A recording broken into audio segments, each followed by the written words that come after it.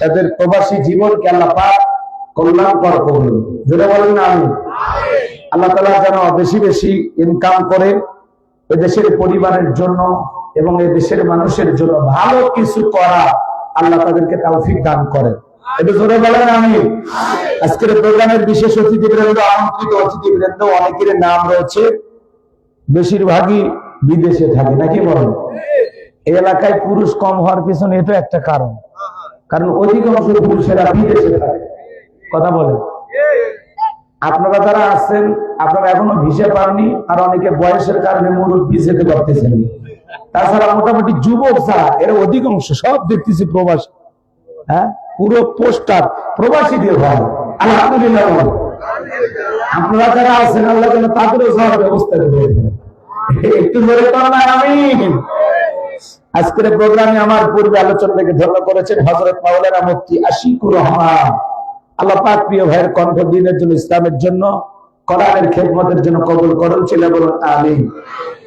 আজকের প্রোগ্রামের সম্মানিত মহাতামি হাফেজ মোহাম্মদ ওমর ফারুক ভাইকে আল্লাহ পাক হায়াতে তৈয়বা সেতে কুলিয়ে দান করুন। ছেলে বলুন আমিন। যারা কষ্ট করে বগুড়া থেকে আমাকে দাওয়াত দিয়েছেন, আমি তাদের জন্য দোয়া করি আল্লাহ পাক যেন তাদেরকে দুনিয়া আখিরাতের উত্তম জাযা দান করেন। ছেলে বলুন আমিন। মঞ্চে উপস্থিত সম্মানিত ওলামায়ে কেরাম, সামনে বসা পিতৃ সমতুল্য মুরব্বি বাবাজিরা, কলিজার টুকরা প্রাণপ্রিয় যুবক ভাইরা, ছোট ছোট সোনামণিকেরা, পর্দার আড়ালের সম্মানিত বলা সরলা আবেদা সালেহা মা বোনেরা, প্রশাসনের সম্মানিত পুলিশের ভাইরা, বিবির ভাইরা, যাত্রী বিবেক, প্রিয় সাংবাদিক বন্ধুগণ, বিভিন্ন রাজনৈতিক দলের সম্মানিত নেতা কর্মী ভাইরা, সবাইকে নিয়ে মহান মনিবের দরবারে সিজদাবনত চিত্তে কালিমাতুশ শুকর আদায় করে বলছি আলহামদুলিল্লাহ। সালাম মানবতা শ্রেষ্ঠ বন্ধু বিশ্বনবী বিশ্বনেতা যে নবী আইয়ুবের জাহিলিয়াতের যুগে আগমন করে অসভ্য মানুষদেরকে সভ্য বানিয়েছেন, অভদ্র মানুষদেরকে ভদ্র বানিয়েছেন, কোরআন নামের সংবিধান দিয়ে কোরআনের রাজ কায়েম করে সোনালী যুগ উপহার দিয়া মদিনার পাক ভূমিতে শায়িত আছেন। সে রাসূলের প্রতি কলিজা ভরা মহব্বত নিয়ে পড়ছি দরুদ ও সালাম। সকলেই পড়ুন সাল্লাল্লাহু আলাইহি ওয়াসাল্লাম। সম্মানিত ভাইরা, আজকের মাহফিলে আসতে পেরে বসতে পেরে আপনারা খুশি না বেজার? কারা কারা বেজার দুই হাত তুলে দেখেন। মাশাআল্লাহ। বেজার কি একজন আছে নাকি বলেন? আসলে ভুলে তুলছে, ভুলে। খালি জোশ থাকলে হবে না বাবাজি, জোশের সাথে হুশও থাকা লাগবে। কথা বলা ঠিক না? আজকের মাহফিলে আসতে পেরে বসতে পেরে কারা কারা খুশি, মুখে নিয়ে হাসি আওয়াজ বেশি আল্লাহ নামের এমন একটি স্লোগান দেবেন, এলাকায় যদি কোনো ইসলাম বিরোধী প্রকার সারা প্রকার দেখা থাকে, ওদের হৃদয়ে যারা কম্পন সৃষ্টি হয় এমন আওয়াজ তুলে রাজি আছেন যারা বিভিন্ন মুসলমানের মতো দুটি হাত তার কান করে তুলে দেখান তো তারা লিল্লাহি তাকবীর, আল্লাহু আকবার, লিল্লাহি তাকবীর, আল্লাহু আকবার। আল কোরআনের আলো, আল হাদিসের আলো, দুনিয়ার মুসলিম, সারা বিশ্বের মুসলিম, আমার নেতা তোমার নেতা বিশ্বনবী মুস্তাফা, আমার নেতা তোমার নেতা বিশ্বনবী মুস্তাফা। লিল্লাহি তাকবীর, আল্লাহু আকবার। আল কোরআনের আলো, আল হাদিসের আলো, নীতির আলো। অনেকে সকালে বলে ফেলেছেন দুর্নীতি কেমন ভালো ভালো দাম। বাংলাদেশের দুর্নীতি দমন কমিশন আছে না? এরপরে দুর্নীতি কমিশন নাকি ডিজিটাল দিন যত বাড়াচ্ছিল দুর্নীতির পাল্লা ভারী হচ্ছিল। ঠিক কিনা? আমরা চাই আমাদের প্রিয় মাদুর বাংলাদেশ দুর্নীতি মুক্ত আল্লাহ কবুল করুন। ছিল বলুন আমিন। আমরা যেমন বাংলাদেশ মাদক মুক্ত আল্লাহ কবুল করুন। ছিল বলুন আমিন। আমরা যেমন বাংলাদেশ যৌতুক মুক্ত আল্লাহ কবুল করুন। ছিল বলুন আমিন। সম্মানিত ভাইরা, আমার ভূমিকা লম্বা কথা নয়, সরাসরি মূল আলোচনায় প্রবেশ করতে চাই। তারপরে দু একটি কথা না বলে নয়। আজ থেকে 1 বছর আগে আমরা যখন কোরআনের মাহফিলে কথা বলার জন্য যাইতাম, আমাদেরকে বলতে হুজুর সাবধানে কথা বলবেন, ভুলে যাবেন না এলাকা। এই এলাকাতে মোটামুটি আমরাই, সব আমরাই। লজ্জা করবেন, খবরদার নেত্রীর বিরুদ্ধে যেন কোনো কথা না হয়। এখনকার এই বুদ্ধিজীবীরা আছে ভাই, চেহারা খুঁজে পাওয়া যাচ্ছে না। কথা বলেন ঠিক কিনা? অনেকে বলে হলো লজ্জা করবেন, খবরদার রাজনীতির কোনো কথা বলবেন না। আচ্ছা বলেন তো বাজান, আমার বাড়ি কোন জেলা? গাইবান্ধা। গরিব এলাকায় বাড়ি, তো এজন্য আমার জেলার নামটা নিতে আপনাদের কষ্ট হচ্ছে। একটু জোরে বলেন না, আমার বাড়ি কোথায়? আমি আসছি কোন জেলায়? টাঙ্গাইলে। বিশ্বাস করেন আমি গাইবান্ধা থেকে টাঙ্গাইল এসেছি শুধুমাত্র কোরআনের কথা বলার আশায়, এছাড়া আমার অন্য কোনো উদ্দেশ্য নয়। আর গাইবান্ধা থেকে টাঙ্গাইলের ঘাটাইলে রাজনীতি করে কোনো লাভ আছে? আগামী নির্বাচনে এলাকার মহিলা মেম্বার পদে কারণে কোন চান্স আছে? আমি কেন এখানে রাজনীতি করি? যদি করা লাগে নিজের জেলা গাইবান্ধাই করবো। কথা বলেন ঠিক কিনা? এই জন্য আপনার টেনশন মুক্ত থাকবেন। আমি আপনাদের কথার সাথে একমত। আমি বাংলাদেশের রাজনৈতিক কোন দলের বক্তা না, আমি রাজনৈতিক কোন বক্তব্য দেব না। I will not say political work because I am not leader of any political party. কারণ এখানে সব দলের লোক আছে না? এখানে বসে আছেন বিএনপি, আওয়ামী লীগ, জাতীয় জামাত ইসলাম, জাসদ, বাসদ, চরমা, আশির গ্রামের বরগুড়া, হাজারের বেলা আমি জামাত, তাবলীগ, পাবলিক, ওলামাই, কলকাতা, গণফোরাম, সিংহবাজ, বিকল্পের এলজিবিবি, যমুনা পরিষদ, বিবি সোসাইটি, 4 দল, 14 দল, 8 দল, 19 দল, 20 দল, দেবস্থান বিএনপি, বাংলাদেশ কমিটি পর্যন্ত থাকে। আবার ভিপি নুরের আছে গণ অধিকার পরিষদ, আরেকটা ছেলে দলের নিবন্ধনের জন্য জীবন যায় ভাব জনাব তারেক, ওর দলের নাম হলো আম জনতার পার্টি। কয়েকদিন পরে আমরা জলপাই পার্টি নামাবো নাকি? এরপরে যারা জুলাই নেতৃত্ব দিল ছাত্র আন্দোলনের মাধ্যমে স্বৈরাচার জালেমের পতন ঘটলো, এই ছেলেরা চিন্তা করলো আমরা যেহেতু এত বড় একটা কাজে সফল হয়েছি, আমরা রাজনৈতিক ভাবে মাঠে নামতে চাই। এই ছেলেরা আবার একটা দল গঠন করলো, নাম দিয়েছে এনসিপি, যাদের মার্কা হলো শাপলার কলি। ওরা বলতেছে আজকে কলি আছে, একদিন ফুল হয়ে ঘরে ঘরে ঘুরবে। কথা কি বুঝতে পারতেছেন? এত দলীয় লোক যেখানে, আমি কি বোকা? হ্যাঁ, দলীয় আলোচনা করবো? এই দিক থেকে যদি একটা দলের লোক দুটা মারে, আর এই দিক থেকে আর একটা দলের থানায় টেলিফোন করে, আমি হুজুর অবস্থা ভালো না খারাপ? অর্থাৎ আজকের ভাবলে বাংলাদেশের রাজনীতি নিয়ে কোনো আলোচনা করা হবে না। বলেন বাংলাদেশের রাজনীতি নিয়ে কোনো আলোচনা করা হবে না।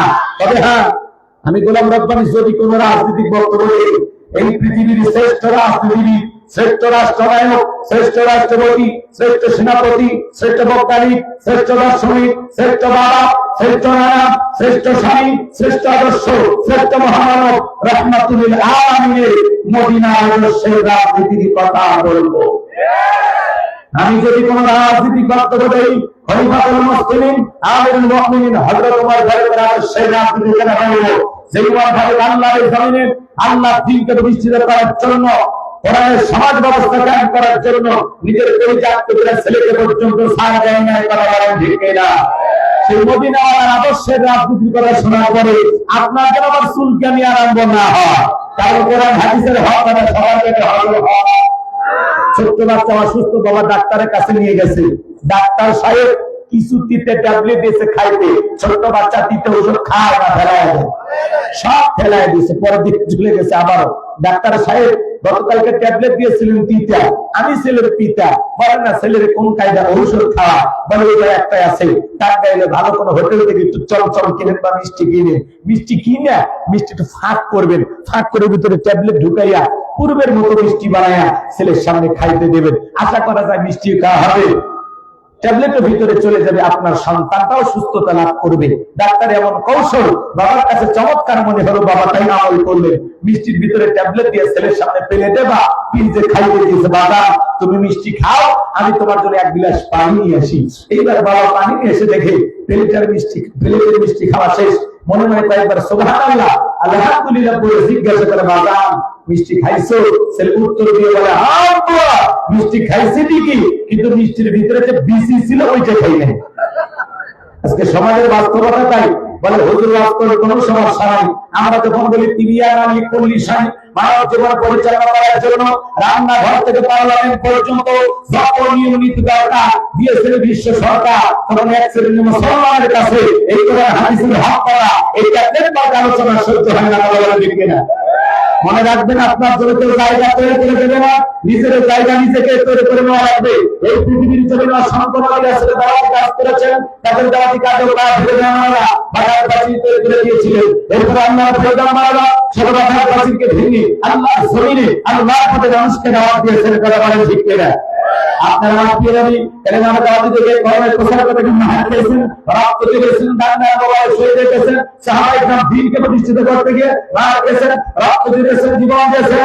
আল্লাহর মুসলমান এই দেশের মানুষ যদি 1952 সালে ভাষার জন্য জীবন দিতে পারেন, 1971 সালে আপনারা আমার পরিবার করেছিলেন, এই দেশের মাটির জন্য, এই দেশের স্বাধীনতার জন্য যদি জীবন দিতে পারেন, 2024 সালে সৈয়দ জালেমকে বিদায় করে দেওয়ার জন্য এদেশের 2000 বেশি মানুষ যদি জীবন দিতে পারেন, প্রয়োজন যদি হয় আল্লাহর জমিনে আল্লাহর দ্বীনকে প্রতিষ্ঠিত করার জন্য যদি মহাদাত আছে, বিবির কাছ থেকে বিদায় নিয়ে, সন্তানদের কাছ থেকে বিদায় নিয়ে, ভাই কাফেরের কাফের বেদে আল্লাহর জমিনে আল্লাহর দ্বীনকে প্রতিষ্ঠিত করার জন্য নবীদের মতো, সাহাবায়ে কেরামদের মতো কারা কারা বুকের তাজা রক্ত দিতে রাজি, দুই হাত তুলে আল্লাহকে দেখান, দুই হাত তুলে আল্লাহকে দেখান, দুই হাত তুলে আল্লাহকে দেখান। লিল্লাহি তাকবীর, লিল্লাহি তাকবীর।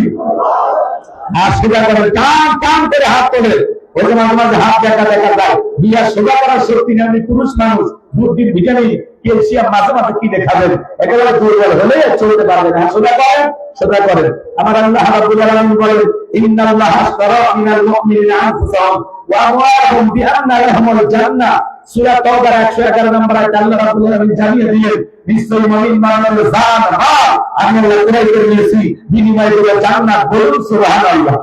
তাহলে বলেন তো বাজার, আপনার আমার জীবনের মালিক কে? আপনার আমার সম্পদের মালিক কে? হে টাঙ্গাইলের যুবকেরা ভালো করে বলো তো, জীবনের মালিক কে?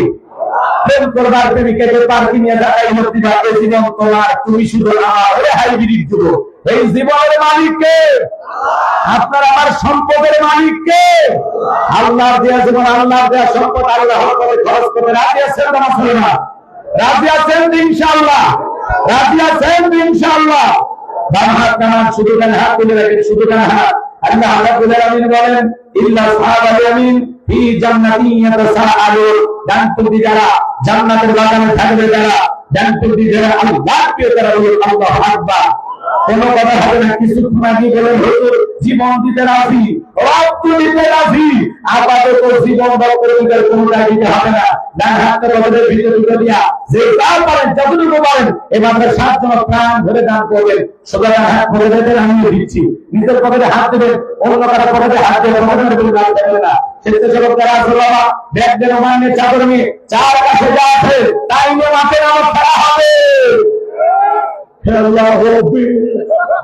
ছেলেমেয়েরা যাতে সবাই দেন, সবাই পকেটে হাত দেন, আমিও দিচ্ছি, আপনারা দেন। আল্লাহ সবাইকে দেওয়ার তৌফিক দান করুন। জোরে বলো না আমি, আরেকটু জোরে বলো না আমি। সবাই পকেটে হাত দেন, যে যা পারেন যতটুকু পারেন প্রাণ ভরে দান করুন। সবাই পকেটে হাত দেন। 10, 20, 50, 200, 100, 500, 2000, 5000, 10,000, 1 লাখ, 2 লাখ, 5 লাখ, 10 লাখ, যে যা পারেন আল্লাহর রাস্তায় পকেটে হাত দিয়া প্রাণ ভরে টাকা দান করুন। খবরদার এরকমের বিনিময় দিন না। 2014 সালে ওয়াজ করতে গেছিলাম রংপুর কারাগঞ্জ, ওই জায়গায় কালেকশন চলে দিয়েছিল। একজন ব্যাগের ভিতরে দিয়েছিল 2 প্যাকেট বিড়ি, দিয়ে রেখে দিয়েছে 1 প্যাকেট মাহফিল কমিটির আর 1 প্যাকেট বক্তা। কত বড় দুষ্ট চিন্তা করেন, এরকম দুষ্টমি করা যাবে না। সবাই পকেটে হাত দিয়ে আল্লাহ রাস্তায় নদীর ঘর মাদ্রাসা মাদ্রাসার অনেক কাজ বাকি আছে, একটু সহযোগিতার হাত বাড়াবেন। এখানে কত? 5,000। কি নাম ভাই? আপনি তো সভাপতি, হ্যাঁ পোস্টারের নাম আছে, সভাপতি হিসেবে কম হয়ে গেল না? না না, ওই সবার নাম এই একইভাবে লিখে রেখেছে, 4 জনের সভাপতি সিস্টেম আছে। বুঝতে পারতেছি না। লিল্লাহি তাকবীর। জনাব ডাক্তার এস.এম. মুশাহিদ, আল্লাহ এর গোলাম, বাবা 5,000 টাকা জোরে করে মারহাবা। লিল্লাহি তাকবীর। ডাক্তার মানুষ আমরা আরো দাবি রাখতে পারি, কি বলেন? আজকে 5,000 দেশে আমরা মানিয়ে নিলাম, আরো 5,000 টাকা চাই, কি বলেন? চান না আপনারা? ডাক্তার ভাই দিতে পারবে না? ইনশাআল্লাহ, ইনশাআল্লাহ ভাই। লিল্লাহি তাকবীর। ডাক্তার সাহেব আমাদের জন্য 10,000 টাকা জোরে করে মারহাবা। লিল্লাহি তাকবীর। আল্লাহ আল্লাহ তাআলা আমাদের ডাক্তার সাহেবের দামটা কবুল করা হয়, বাড়ায় দাও, জিন্দেগির গুনাহগুলো মাফ করে দাও, কোটি কোটি টাকার মালিক বানায় দাও, দুনিয়া আখিরাতে ইজ্জত সম্মান বাড়ায় দেন। জোরে বলেন আমিন। 4, 6, 7 আর 3,000 কোটি গেল। আপনি কি মুফতি সাহেব? জি জি, উনি মুফতি। ওনার তো তাহলে হুজুর মানুষ, আমরা নাকি কম?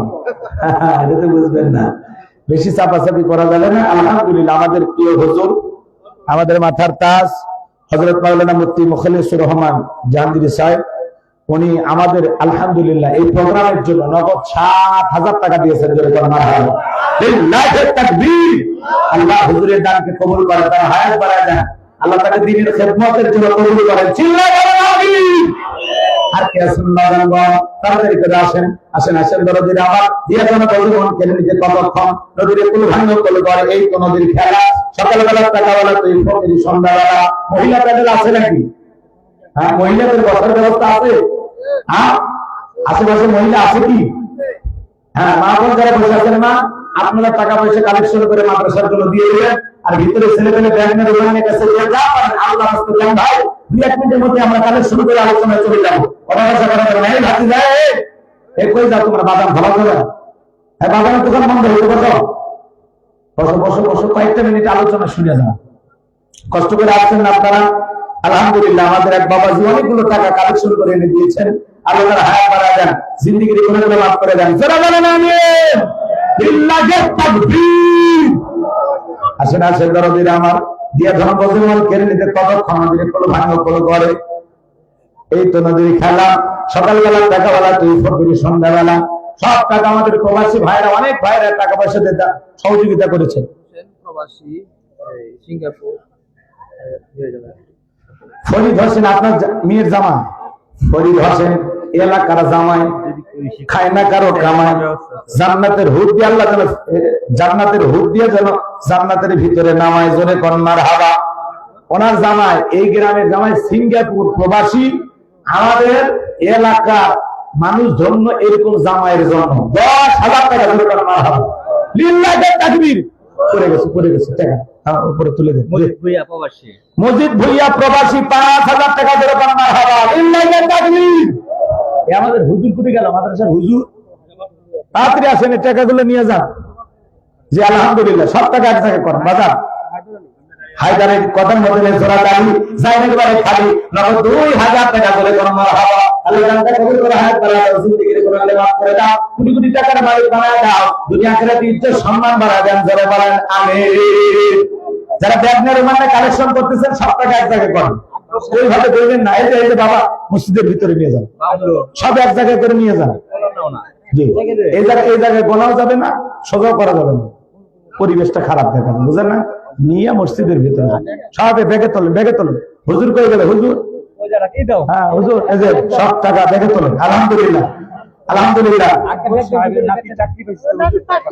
মাশাআল্লাহ আকবর সাহেবের নাতি চাকরি পাইছে নগদ 1,000 টাকা দিয়েছেন আল্লাহ তার চাকরিতে বারাকা দিয়ে দেন আল্লাহ দানটা কবুল করেন হায়াত বাড়ায় দেন জিন্দেগির গুনাহগুলো মাফ করে দেন কোটি কোটি টাকার মালিক বানায় দেন জোরে বলেন আমিন আসেন আসেন দরদিরা আমার দিয়া দেন বলতে যারা ভিতরে ব্যাগ নিয়ে কালেকশন করলো সব টাকা এক জায়গায় করছে না কেউ এদিক ওদিক নিয়ে গেল নাকি আবার কেউ নিজের মনে করে নিয়ে দেওয়া হয়েছে উদ্বোধক আজকের প্রোগ্রামের উদ্বোধক কত উদ্বোধক 5,000 দিলে হয় কই উদ্বোধক ভাই কই আছে লুৎফর ভাই আছে এ লুৎফর ভাইয়ের আগমন লিল্লাহি তাকবীর হে আমার ভাই তোমার ভাই লুৎফর ভাইয়ের মার্কা নাই না না তো এমনিতেই বললাম লুৎফর ভাই কই তাও আসে না এত তাকবীর দিলাম কই এটা এই পাশে আসেন 5,000 লিখে থাকতেছেন কে আপনি যে মানুষ আল্লাহ আপনার যে দেশে জাত দেশে এই মানুষের সাথে 5,000 যা হ্যাঁ দেখেন তো কি সুন্দর মোটা তাজা কি সুন্দর মানুষ আল্লাহ একবার মুখে আছে দাড়ি আল্লাহ বানায় দেন জান্নাতে বাড়ি লুৎফর ভাই আর 5,000 করে দিন 5,000 টাকা লিল্লাহি তাকবীর আমাদের লুৎফর ভাই 10,000 টাকা করে কামাই হওয়া আমার কবুল করে কামাই নাইবালি কথার মধ্যে সূরা নিসা একেবারে খালি প্রবাসী ভাই তার জন্য দোয়া করে কেমনি গাইবা আমরা যাই নগদ 5,000 টাকা করে মারহাবা আজিজ ভুইয়া 5,000 আল্লাহ তাআলা আজিজ ভুইয়া নাম বাপের বেটা মত করছে কেন কারণ নগদ 5,000 টাকা করে মারহাবা আল্লাহ তাআলা কবুল করে হায়াত বাড়ায় জিন্দেগি করে মাফ করে দাও এই আখিরাতে ইজ্জত সম্মান বাড়ায় দেন জোরে বলেন আমিন আসেন আসেন দরদিরা দিয়া দেন বলতে মনে কেড়ে নিতে কতক্ষণ যদি একটু ভাঙে করে যায় এই তোদের খেলা সকালবেলা টাকাবেলা তুই ফকির সন্ধ্যাবেলা দান করিলে মাল কমে না নেকির পাল্লা হয় ভারী গুনাহ কাটা মাফ করে দিয়া আল্লাহ জান্নাতে বানায় দিয়ে ঘর বাড়ি করে বলেন মারহাবা আজকের মাহফিলের যে আমন্ত্রিত শ্বশুর এবং বাপের জন্য মুস্তাফা কামাল আমন্ত্রণ অতিথি আমাদের ভাই তার শ্বশুর আর বাবার জন্য দোয়া চাই নগদে 3000 টাকা ধরে কোন মারহাবা। আল্লাহ দান করেছে 3000 টাকা, দুনিয়া আখিরাতের কোনো কোনো ঠেকা, মন করে রাসূলের সাথে একই জান্নাতে করে দিও দেখা। টাকার মধ্যে বড় ভালো, অন্তরে জ্বালা দাও কোরআনের আলো, টাকার মধ্যে না সিরা, আল্লাহ গোলাপ রব্বানি দোয়া করে ফিরিয়া করে কোন মারহাবা। আমিন ভুইয়া নগদ 5000 টাকা ধরে কোন মারহাবা। আল্লাহ দানগুলো কবুল করা, হায়াত বাড়ায় দাও, জিন্দেগির গুনাহগুলো মাফ করে দাও, দুনিয়া আখিরাতে ইজ্জত সম্মান বাড়ায় দেন, জোরে বলেন আমিন। বাজার কালেকশন আলহামদুলিল্লাহ অনেকগুলো টাকা, আল্লাহ দোকানদার ভাইদের ব্যবসায় বরকত দেয়, কোটি কোটি টাকার মালিক বানায় দেয়, জোরে বলেন আমিন। বাবা মার জন্য দোয়া আছে, নগদ 1000 টাকা ধরে বলেন মারহাবা। আল্লাহ পিতামাতার ইজ্জত হায়াত বাড়ায় দাও, মারা গেলে কবর জান্নাতের বাগান বানায় দেয়। শফিকুল লেবু ভাই, তার বাবা মা মারা গেছে, দুইজন যেন আরে মায়ের পাগল বাবার পাগল, মা বাবাকে ভালোবেসে 2500 টাকা নবীর ঘর মাদ্রাসায় দিল। আল্লাহ দানের উসিলা করে তার মা বাবাকে মাফ করে দেন, তাদের মা বাবার কবরকে আল্লাহ জান্নাতের বাগান বানায় দেন, জোরে বলেন আমিন। আল্লাহ আল্লাহ। শফিকুল মেম্বার ভাই ক্ষমতা আছে না? সাবে ক্ষমতা থাকলে এই টাকা দেয়। এ শফিকুল মেম্বার ভাই কই? হ্যাঁ এ মেম্বার ভাই কই? 1000 টাকা মেম্বার মানুষ দিলে এলে কি কি মেম্বার? হ্যাঁ আল্লাহে তাকবীর। এ শফিকুল ভাই দয়া করেন তো, আসুন, আল্লাহ কবুল করেন। যে আলহামদুলিল্লাহ বাবাজি কি নাম? আমার এক মেয়ে দিয়েছে। আরে আপনার মেয়ে আলহামদুলিল্লাহ, দেখেন ভাগ্যবান পিতার ভাগ্যবান রমণী, ভাগ্যবান কন্যা, নগদে 2000 টাকা করে কোন মারহাবা। আল্লাহ আল্লাহ তোমার বান্দির দানটা কবুল করা, হায়াত বাড়ায় দাও, যে আশায় দান করে সে আশা পূরণ করে দাও, দুনিয়া আখিরাতের সমস্ত বালা মুসিবত থেকে তাকে হেফাজত করো, জোরে বলেন আমিন। আল্লাহ তাদের দাম্পত্য জীবনকে হযরত আলী আর ফাতেমার মতো কবুল করো, জোরে বলেন আমিন। ইমরান ভাই 500 টাকা, 2500 টাকা কি নাম? ডাক্তার হেলাল সাহেব 2000 টাকা, ওনার ছোট ভাই বিল্লাল 500 টাকা। ডাক্তার হেলাল সাহেব আর ওনার ভাই বেলাল, হেলাল আর বেলাল দুইজন মিলে 2500 টাকা ধরে করেন মারহাবা। আল্লাহ কবুল করেন, হায়াত বাড়ায় দেন, জিন্দেগির গুনাহগুলো মাফ করে দেন, জোরে বলেন আমিন। যে যা দিয়েছেন আলহামদুলিল্লাহ, আপনারা এখন দিতে থাকেন, আমরা নিতে থাকি। সবার জন্য আখিরি মোনাজাতে পাইকারি দরে দোয়া করা হবে। কথা বলা দিতে না, রবিন ঘর মাদ্রাসার জন্য আপনারা পান করে দান করবেন। এখন একটু আমি আলোচনায় যাই। সজন ভাই 500 টাকা, সজন বন্ধুর দান আল্লাহ কবুল করেন, এটা জোরে করেন আমি। আলহামদুলিল্লাহ বিয়ে 1000 টাকা দিয়েছে, এরকম বিয়ে ঘরে ঘরে দরকার। কি ঘর? হ্যাঁ বিয়ে, দেখেন কি সুন্দর বিয়ে, 1000 টাকা দিয়েছে। আল্লাহ বিয়ের দানকে কবুল করেন। বিয়ের নাম কি? আমজাদ আলী। আমজাদ আলী, কথার মধ্যে জোরাত আলী, জান একেবারে খালি। আলহামদুলিল্লাহ 1000 টাকা দিয়েছেন, আল্লাহ কবুল করেন, জোরে বলেন আমিন। এই ভাতি যারা বসো বসো, 11টা পর্যন্ত থাকবা না? না বসো, ঘন্টাখানিক ওয়াজ শুনে যাবা। ভালো না লাগলে তোমাদের বিকাশ নাম্বার দিও, তোমরা বিকাশে টাকা ফেরত দিও। বোঝে না চলবে, বসো, মজা আছে তো তোমাদের জন্য। হাসান মারা গেছে, ওনার ছোট ভাই সুজন। হাসান মারা গেছে, তার ছোট ভাই সুজন, ভাইয়ের জন্য দোয়া চায়। আরে কেমন ভাই, ভাগ্যবান ভাই। হ্যাঁ দোয়া চাইছে, আল্লাহ তার ভাইয়ের কবরকে জান্নাতের বাগান বানায় দেন, জোরে বলেন আমিন। আল্লাহ দানগুলো কবুল করেন। এরপরে যে যা দেয় আপনারা নিতে থাকেন, আমার হাত পর্যন্ত দেওয়ার দরকার নেই। আমরা সবার জন্য দিল থেকে দোয়া করবো। এবার আমার আলোচনায় চলে যায়। রেডি? আপনারা রেডি? একটু কি করা লাগবে? কথা বলা লাগবে। কি বলেন? কথা বলা লাগবে, পারবেন তো ইনশাআল্লাহ? একটা তাকবীর দেন, লিল্লাহি তাকবীর। দুটো হাত ইঙ্গে টান টান করে তোলেন তো, কষ্ট হচ্ছে আপনাদের? একটা আওয়াজ দিয়ে বুঝান যে আপনারা আসলে পুরুষ। পারবেন তো? একটা জীবনে একটা শ্রেষ্ঠ একটা আওয়াজ দেবেন আল্লাহর নামে। কার নামে? লিল্লাহি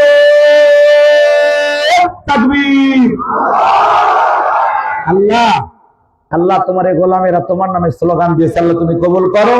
তাদের হার্টে কোনো সমস্যা থাকলে আল্লাহ তুমি দূর করে দাও। আল্লাহ আমাদের দেহে শারীরিক মানসিক সুস্থতা দান করে দেন, জোরে বলেন না আমি। ছোট্ট একটি সূরা আপনাদের খেদমতে তেলাওয়াত করেছি, পবিত্র কোরআনুল কারীমের 108 নম্বর সূরা। মোট আয়াত আছে 3টি, রূপ আছে 1টি। বিশ্বনবীর মক্কার জিন্দেগিতে আল্লাহ রাব্বুল আলামিন এই সূরাটি নাজিল করেছেন। সূরাটির নাম কাউসার। জোরে বলেন কি নাম? কাউসার। আর জোরে জোরে হলো না? হ্যাঁ 16 বছর মিছিল করতে পারেননি, সামনে মিছিল করার দিন আসতেছে, একটু অভ্যাস করেন। কথাকে বুঝাতে পার না? এবার চলেন আমরা।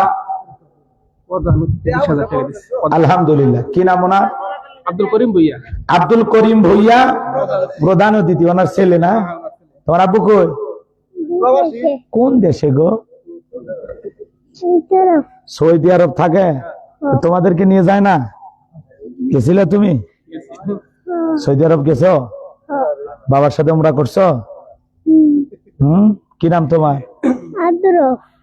আব্দুর রউফ, মাশাআল্লাহ, চমৎকার নাম। আমাদের আজকের এই প্রোগ্রামের সম্মানিত প্রধান অতিথি, তার কলিজার টুকরা সন্তান আব্দুর রউফের হাতে তার পিতা জনাব মোহাম্মদ আব্দুল করিম ভুইয়া, উনি সৌদি আরব প্রবাসী, 20,000 টাকা দিয়েছেন। জোরে কোন মারহাবা। আল্লাহ আমার এই ভাতিজাকে কবুল করেন, জোরে বলেন আমিন। তার বাবার প্রবাসী জীবনকে কবুল করেন, জোরে বলেন আমিন। যা বাবা, তুমি ভালো আছো? তুমি খালি খালি আসলে কেমনে কি দিই তোমাকে? ধরো একটা পালস চকলেট খাও, যাও। ঠিক আছে, যা। আচ্ছা, আল্লাহ কবুল করেন। হ্যাঁ, শাহজালাল 500 টাকা আল্লাহ কবুল করেন। 3,000 যে তাতে একটু নামগুলো লিখে রাখেন, দরকার হয় মোনাজাতের আগে ধাম করে দিন, বলে দিব। ঠিক আছে, আল্লাহ কবুল করেন। যেহেতু রাস্তাঘাটের অবস্থা খারাপ, তাই না? একটু তাড়াতাড়ি ওয়াজ শেষ করা লাগে। লিল্লাহি তাকবীর। সূরার নাম? আচ্ছা, আপনারা একটু ঘন্টাখানিক সময় দেবেন না? থাকবেন তো ইনশাআল্লাহ? 1 ঘন্টা থাকবেন, থাকার পরে ভালো না লাগলে আস্তে আস্তে উঠে যাবেন। ঠিক আছে? 1 ঘন্টা শোনার পরে যদি মজা লাগে তাহলে আরো টাইম বাড়ানো হবে ইনশাআল্লাহ। আর 1 ঘন্টা পরে ভালো না হলে একজন একটু পুরুষের মতো দাঁড়ায় বলবেন, হুজুর পাঁচ বন্ধ করে দোয়া করে দেন, আমরা বাড়িতে হক আদায় করি, আপনি বাড়িতে যান। কি পারবেন না? ইনশাআল্লাহ পুরুষ হিসেবে দাঁড়াবেন। আর 1 ঘন্টা পরে যদি ভালো লাগে দাঁড়ানোর তো প্রশ্ন আসেনি। ভাই বসেন, বসেন একটু। যুবকেরা বসেন। লিল্লাহি তাকবীর। এমন একটি সূরা নিয়ে আজকে আলোচনা করব। এই সূরাটা সবার মুখস্থ আছে না? অনেকে ভাবতেছেন, হুজুর এই সূরা থেকে ওয়াজ করবেন, আগে যদি জানতাম ফোন দেখতে আর পুরো এত কষ্ট করে এই ঠান্ডার মধ্যে আপনার মাহফিল আসতাম না, এরকম কি ভাবতেছেন? আচ্ছা বলেন তো বাজান, পরিচিত পথে পথ চলা সহজ না কঠিন? পরিচিত মানুষের সাথে কথা বলে ভালো লাগে না খারাপ লাগে? পরিচিত পথে পথ চলা যেমন সহজ, পরিচিত মানুষের সাথে কথা বলে যেমন ভালো লাগে, বক্তা যদি পরিচিত আয়াত বা সূরা থেকে আলোচনা করে তাহলে ওইটা শুনে আরো বেশি মজা লাগবে। কারণ যেই জিনিস যত বেশি জানবেন তাতে চর্চা কমে না বাড়ে? চর্চা কমে না বাড়ে? হয়তোবা সূরা কাউসারের তাফসীর আপনারা যেভাবে জানেন, আমি হয়তোবা সেভাবে জানি না। আজকে আমি যেভাবে বলবো হয়তোবা আপনারা এইভাবে শোনেন না। কথায় আছে, এক একটা ফুলের এক একটা সুঘ্রাণ। কথা বলেন ঠিক কিনা? একটু শুনেই যান কিছুক্ষণ। রাজি আছেন তো? তাহলে কোনো কথা নাই, এদিক সেদিক যাওয়ার কোনো সুযোগ নাই। আল্লাহর কোরআন থেকে কথা হবে। বলেন তো বাজান, একটা কোরআন চাইলাম দিল না। এই কোরআনের মধ্যে কোনো ভেজাল আছে বাজান? বলেন, কোনো মিথ্যা আছে? কোনো ধোঁকা আছে? থাকবে কি করে? কিতাবটি নাজিল করেছেন কে? আল্লাহ রাব্বুল আলামিন বলেন, যালিকাল কিতাবু লা রাইবা ফীহি। আমার আল্লাহ রাব্বুল আলামিন বলেন, এটি এমন একটি কিতাব, যেই কিতাবের মধ্যে কোনো সন্দেহ নাই, কোনো সংশয় নাই, কোনো মিথ্যা নাই, কোনো ধোঁকা নাই। There is no doubt। বলুন আল্লাহু আকবার। হুদাল লিল মুত্তাকিন। মুত্তাকি বান্দাদের জন্য গাইডলাইন হিসাবে, পথ প্রদর্শক হিসাবে আসমান থেকে কিতাবটি নাজিল করেছেন কে? সেই কোরআনের আলোচনা শুনলে লাভ না লস? লাভটা কি আমার আল্লাহ জানায় দিলেন, ওয়া ইযা কুরিয়াল কুরআনু ফাসতামিউ লাহু ওয়া আনসিতু লাআল্লাকুম তুরহামুন। সূরা আরাফ আয়াত নাম্বার 204। আমার আল্লাহ রাব্বুল আলামিন জানায়া দিলেন, তোমাদের সামনে যখন কোরআন পাঠ করা হয়, কোরআনের আলোচনা করা হয়, চুপ করে কান লাগিয়ে মনোযোগ সহকারে কোরআনের কথাগুলো শ্রবণ করো। যারা চুপচাপ কোরআনুল কারীমের কথাগুলো শ্রবণ করবে, আমার আল্লাহ রাব্বুল আলামিন আসমান থেকে তাদের উপরে আল্লাহর রহমত বৃষ্টির মতো নাজিল করবেন। বলুন সুবহানাল্লাহ। এই জায়গায় আল্লাহর রহমত নাজিল হইতেছে। এজন্য কানটা খরগোশের মতো খাড়া করে আমার এই কথাগুলো শুনবেন। মুহাব্বতে আমার সঙ্গে সবাই তিলাওয়াত করুন। সূরাটা মুখস্থ আছে না? সবাই একবার করে আমার সঙ্গে পড়ুন। আউযু বিল্লাহি মিনাশ শাইতানির রাজীম। বিসমিল্লাহির রাহমানির রাহিম। বিতাড়িত মোর্দা শয়তানের কাছ থেকে আল্লাহ পাকের কাছে আশ্রয় প্রার্থনা চাচ্ছি। পরম করুণাময় সিন্ধু আল্লাহ তাআলার নামে শুরু করছি। ইন্না আ'তাইনাকাল কাউসার ফাসাল্লি লিরাব্বিকা ওয়ানহার ইন্না শানিয়াকা হুয়াল আবতার। আল্লাহু আকবার। যে কোনো আয়াত বা সূরা তাফসীর করতে হলে কোন প্রেক্ষাপটে কোন সময় আল্লাহ তাআলা সেই আয়াতটি বা সূরাটি নাজিল করেছেন, সে নাজিলের প্রেক্ষাপট জানার দরকার আছে না নাই? আরবিতে বলা হয় শানি নজুল। যদি শানি নজুল আলোচনা করা হয় তাহলে তাফসীর বুঝতে সহজ হয়। তাহলে আল্লাহ তাআলা তার হাবিবের উপরে কোন প্রেক্ষাপটে কোন সময় এই সূরাটি নাজিল করেছেন, সেই নাজিলের প্রেক্ষাপট একটু জানার দরকার আছে না? জোরে বলেন, জানার একটু দরকার আছে না? না? সম্মানিত ভাইয়েরা আমার, বিশ্বনবীর প্রিয় সাহাবী হযরত আনাস রাদিয়াল্লাহু তাআলা আনহু বলেন, নবীজি কাবার হাতিমে হেলান দিয়া বসা, আমি তাকায় দেখি নবীজির মনটা ভীষণ খারাপ, মুখটা মলিন, চোখের কোনা দিয়া অশ্রু ঝরতেছে।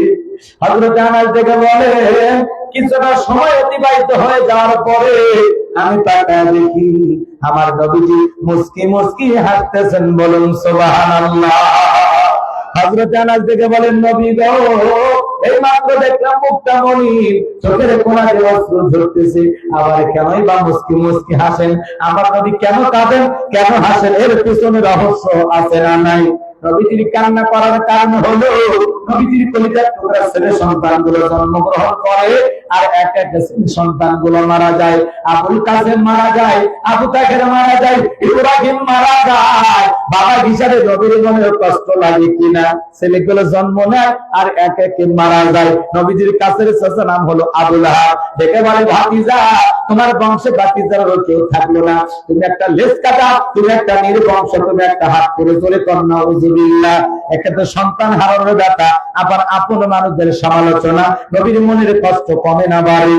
আপনারাই বলুন বাজান, আল্লাহ না করুক আপনার আমার সন্তান যদি মারা যায়, কাছের আত্মীয় স্বজনদের উচিত বিপদের দিনে সান্ত্বনা দেওয়া। বাবা, তুমি সবর করো, ধৈর্য ধারণ করো, জীবন মৃত্যুর মালিক আল্লাহ। আল্লাহ সন্তান দিয়েছে, আল্লাহ নিয়েছে, মন খারাপ করো না।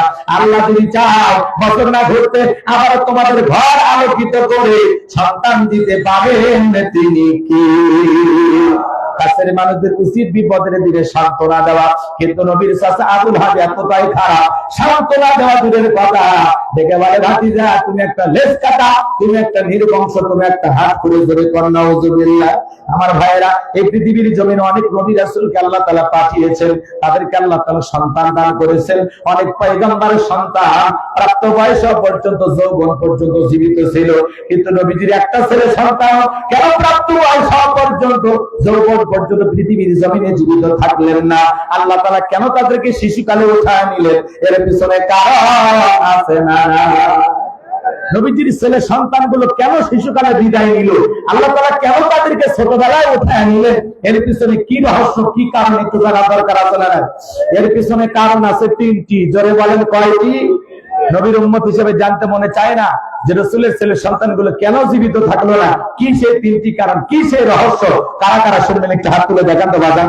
লিল্লাহি তাকবীর। আপনার আমার ভাইয়েরা, কি সেই তিনটি কারণ যদি আমি বলতে চাই, 3 নাম্বার আয়াতের আলোচনা করা লাগবে। আমি কি 1 নাম্বার আয়াত বাদ দিয়ে 3 নাম্বারে যাব, নাকি আস্তে আস্তে শুরু করা যায়? ধৈর্য আছে তো ভাই? আমার ভাইয়েরা, গভীর মনোযোগ দিয়ে শুনবেন, রাসূলের ছেলে সন্তানগুলো কেন জীবিত থাকলো না, কি সেই তিনটি কারণ আমি অবশ্যই আপনাদেরকে বলবো, যদি আপনাদের ধৈর্য থাকে। আমি যে কথা বলতে চাচ্ছিলাম বাজার, একে তো সন্তান হারানোর ব্যাপার, আপন মানুষদের সমালোচনা, অন্যদিকে সাহাবায়ে কেরাম যারা ইসলাম ধর্ম গ্রহণ করে, কাফের বেঈমান তাদের উপর নির্যাতন, জুলুমের স্টিমরোলার চালায়। হযরত বেলাল তখনও কালেমা পড়ে মুসলমান হন নাই। নবীজি রাতের বেলায় দারুল আরকামে বসা, হযরত বেলাল নবীজির দরবারে উপস্থিত হয়ে গেলেন। নবীজির চেহারার দিকে তাকাইয়া দেখে বলেন, নবী গো, আপনার চাইতে সুন্দর মানুষ আমি জীবনে কোনোদিন দেখি না। আল্লাহু আকবার। আপনার আমার নবী কতটা সুন্দর ছিলেন জানেন? হযরতে জাবের রাদিয়াল্লাহু তাআলা বলেন, পূর্ণিমা রাত আমি রাসূলের বাড়িতে গিয়েছিলাম, সেদিন দেখেছিলাম চাঁদ উদয় হয়েছে দুইটা, একটা চাঁদ আসমানে আর একটা চাঁদ জমিনে। হযরতে জাবের দেখে বলে, আমি একবার আকাশের পূর্ণিমার চাঁদের দিকে তাকাই, আর একবার নবীর চেহারার দিকে তাকাই, ওই আকাশের পূর্ণিমার চাঁদের চাইতে আমার নবীকে আমার কাছে বেশি সুন্দর মনে হয়। একটু জোরে কন্যা সুবহানাল্লাহ। আপনার আমার নবী কতটা সুন্দর ছিলেন জানেন? আম্মা জান আয়েশা থেকে বলেন, যারা যে সমস্ত নারীরা ইউসুফ নবীর চেহারার দিকে তাকাইয়া মিশরের নারীরা ফল কাটতে গিয়ে আঙ্গুল কেটে ফেলে দিয়েছিল, ওরা যদি একবার আমার নবীর চেহারার দিকে তাকাইতো, শুধুমাত্র আঙ্গুল নয়, আঙ্গুল কাটতে কাটতে হাত কাটতে কাটতে কখন যে নিজের কলিজা কেটে দুফাট করে দিত, মুহূর্তের জন্য টের পাইতো না। আপনার আমার নবী এতটাই সুন্দর। একটু জোরে কম না সুবহানাল্লাহ। কেমন নবী পাইছি, নবীর সম্মান মর্যাদা কত। এক জায়গায় বললাম, ভাই বলেন তোমাদের নবীর নাম কি? বলে হুজুর আব্দুল কাদের জিলানী। পীর সাহেবের নাম মুখস্থ আছে, কপাল পরে রসুলের নামটা বলতে পারে না। কেমন নবী পাইছি বাজান গো আমার। আম্মা জান আয়েশা ডেকে বলেন, ও দুনিয়ার মানুষ, তোমাদের একটা সূর্য আছে, আমি আয়েশার একটা সূর্য আছে। তোমাদের সূর্য উদয় হয় দিনের বেলায়, আর আমি আয়েশার সূর্য উদয় হয় রাতের বেলায়।